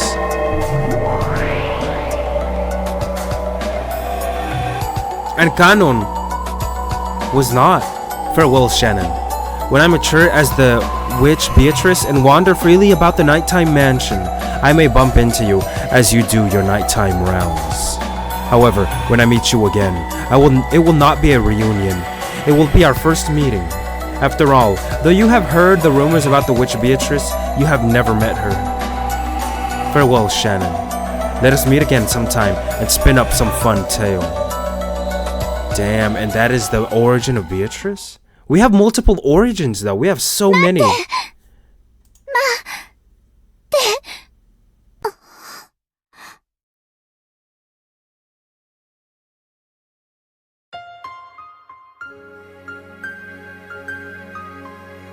What was I doing? Was I talking in my sleep? Apparently, I had gotten out of bed, stretched my hand out towards it, and said, wait. This isn't the first time I've woken myself up by saying something strange in my sleep, but I don't remember ever waking up to find myself out of bed and standing up. Could this be what they call sleepwalking? Am I just tired? Gotta sleep. Gotta get back to sleep. I turned around to face my bed. My bed wasn't there. There was no bed in this room except the one I had just turned my back on. If I'm the only one in this room, and the only bed is the one behind me, that must mean it's my bed. That feels wrong for some reason. My bed sheets are all disarranged, as though someone slipped out of them. Someone? This is my own single-person room, so that there is my bed. And the rumpled sheets mean that I was just sleeping there until a second ago, don't they? But for some reason, that bed doesn't feel like my bed. But I, Shannon, have a single-person room. I was the only person to be given one while all the other kids had to share. So there's only one bed, and it must be mine.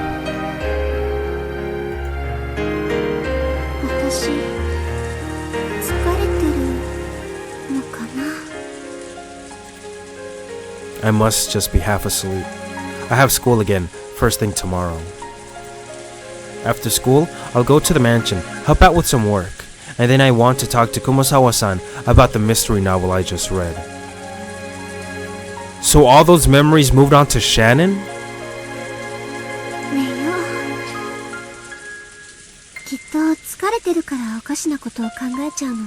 So all those memories she had because she wasn't reading that book, that was Yasu. Now Beatrice. And now she's acting like she read them?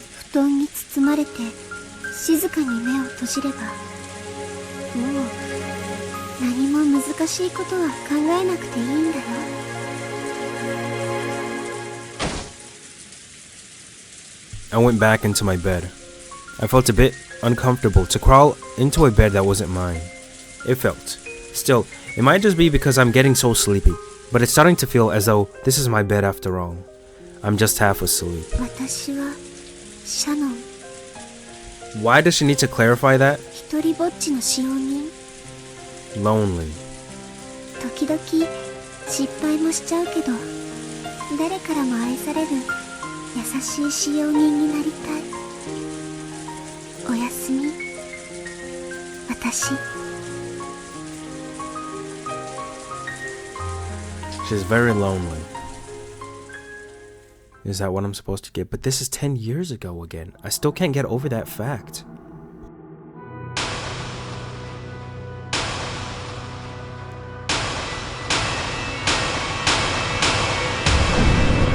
Blinded. ああ、我こそは我にして我らなり。もう使用人ごっこは飽きた。人間ごっこは飽きた。これより我は、今宵より我はベアトリーチェ、1000年を経た黄金の魔女ベアトリーチェであるぞ。 How many goddamn Beatrices? 使用人ども、怯えよ、夜回りに選ばれたることを。夜の島、屋敷は全てわらわのもの、わらわの時間。ああ、我こそは我にして我らなり。さあ、我らの世界にて全てを飲み込もう。それはまるで波動のように。やれやれ、今夜も人間の書物を魚に神秘の月を飲み干そう。これがミステリー、これが密室、これが人間には不可能な犯罪とな。笑わせる。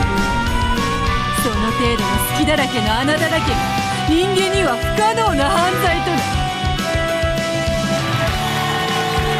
わらわを簡単させる素晴らしき密室魔法はないのか。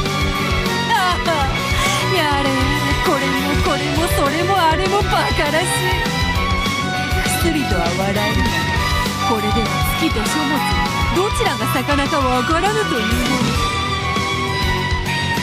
ミステリーに飽きれば蝶に姿を変えて、島を、屋敷を、広大な森を自由気ままに散歩しようではないか。臆病なる夜回りの使用人の後をつけて回り、窓の戸締まりを確かめる。そのガラスに姿を映して肩越しに笑ってくれようぜ。何をするも自由自在、気ままで気まぐれ。夜のいたずらはなかなかに楽しそうだ。よし、決めたぞ。今夜からはそれで遊ぼうぜ。それは愉快。今宵も愉快だ。魔女の世界、想像力の限りの全てを遊べる。わらわの想像力こそが我が魔力の源なのだ。ならばよかろう、面白い。それを無限大に広げようぜ。そしてそれで島を全て飲み込んでやろうぜ。島の夜は全てわらわのものなり。ああ、魔女の日々のなんと優雅で愉快なることか。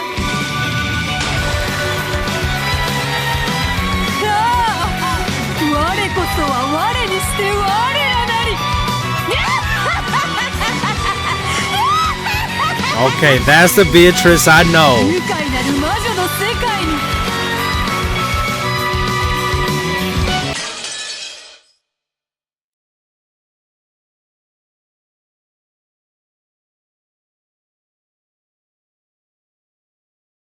第5章、新しき元素。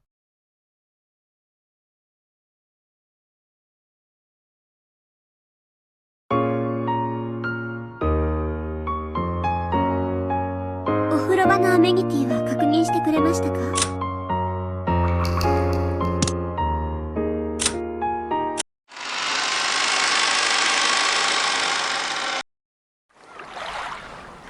？There's only so many chapters I can read, right? Oh, got a new trophy. I would keep going, right? But there's just so much. Let me look at this trophy. 50 hours? There it is. A certain accumulation of power. Play for over 50 hours. But it's a far cry from 157,680 hours. Is that supposed to be a joke, a reference, or what is that?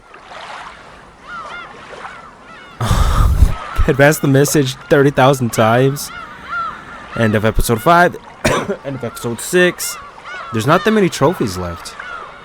Well, actually, never mind. There is. Whoa, shit, there is. Dude, what? How do I get these trophies? Literally, what can you do aside from clicking? Do they want me to look at... Maybe they want me to look at, like this, right? By the way, let me do something.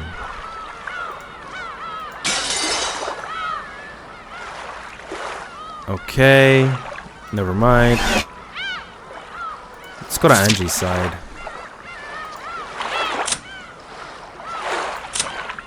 Hold on, let me look at her. Oh my god. Yes, I could only read I can only read so much. I'm gonna continue this tomorrow or on Monday or whenever the fuck it is, which is very soon. I'm gonna continue it. I'm gonna read a lot again. Guys, tell me your theories. What do you think is going on here? Because we had so much going on. I feel like maybe sometimes I read too much and I don't let it digest well. So there's this new Beatrice, Claire. We have so many origin stories for fucking Beatrice that I don't even know what the fuck to believe in anymore. I'm gonna be honest.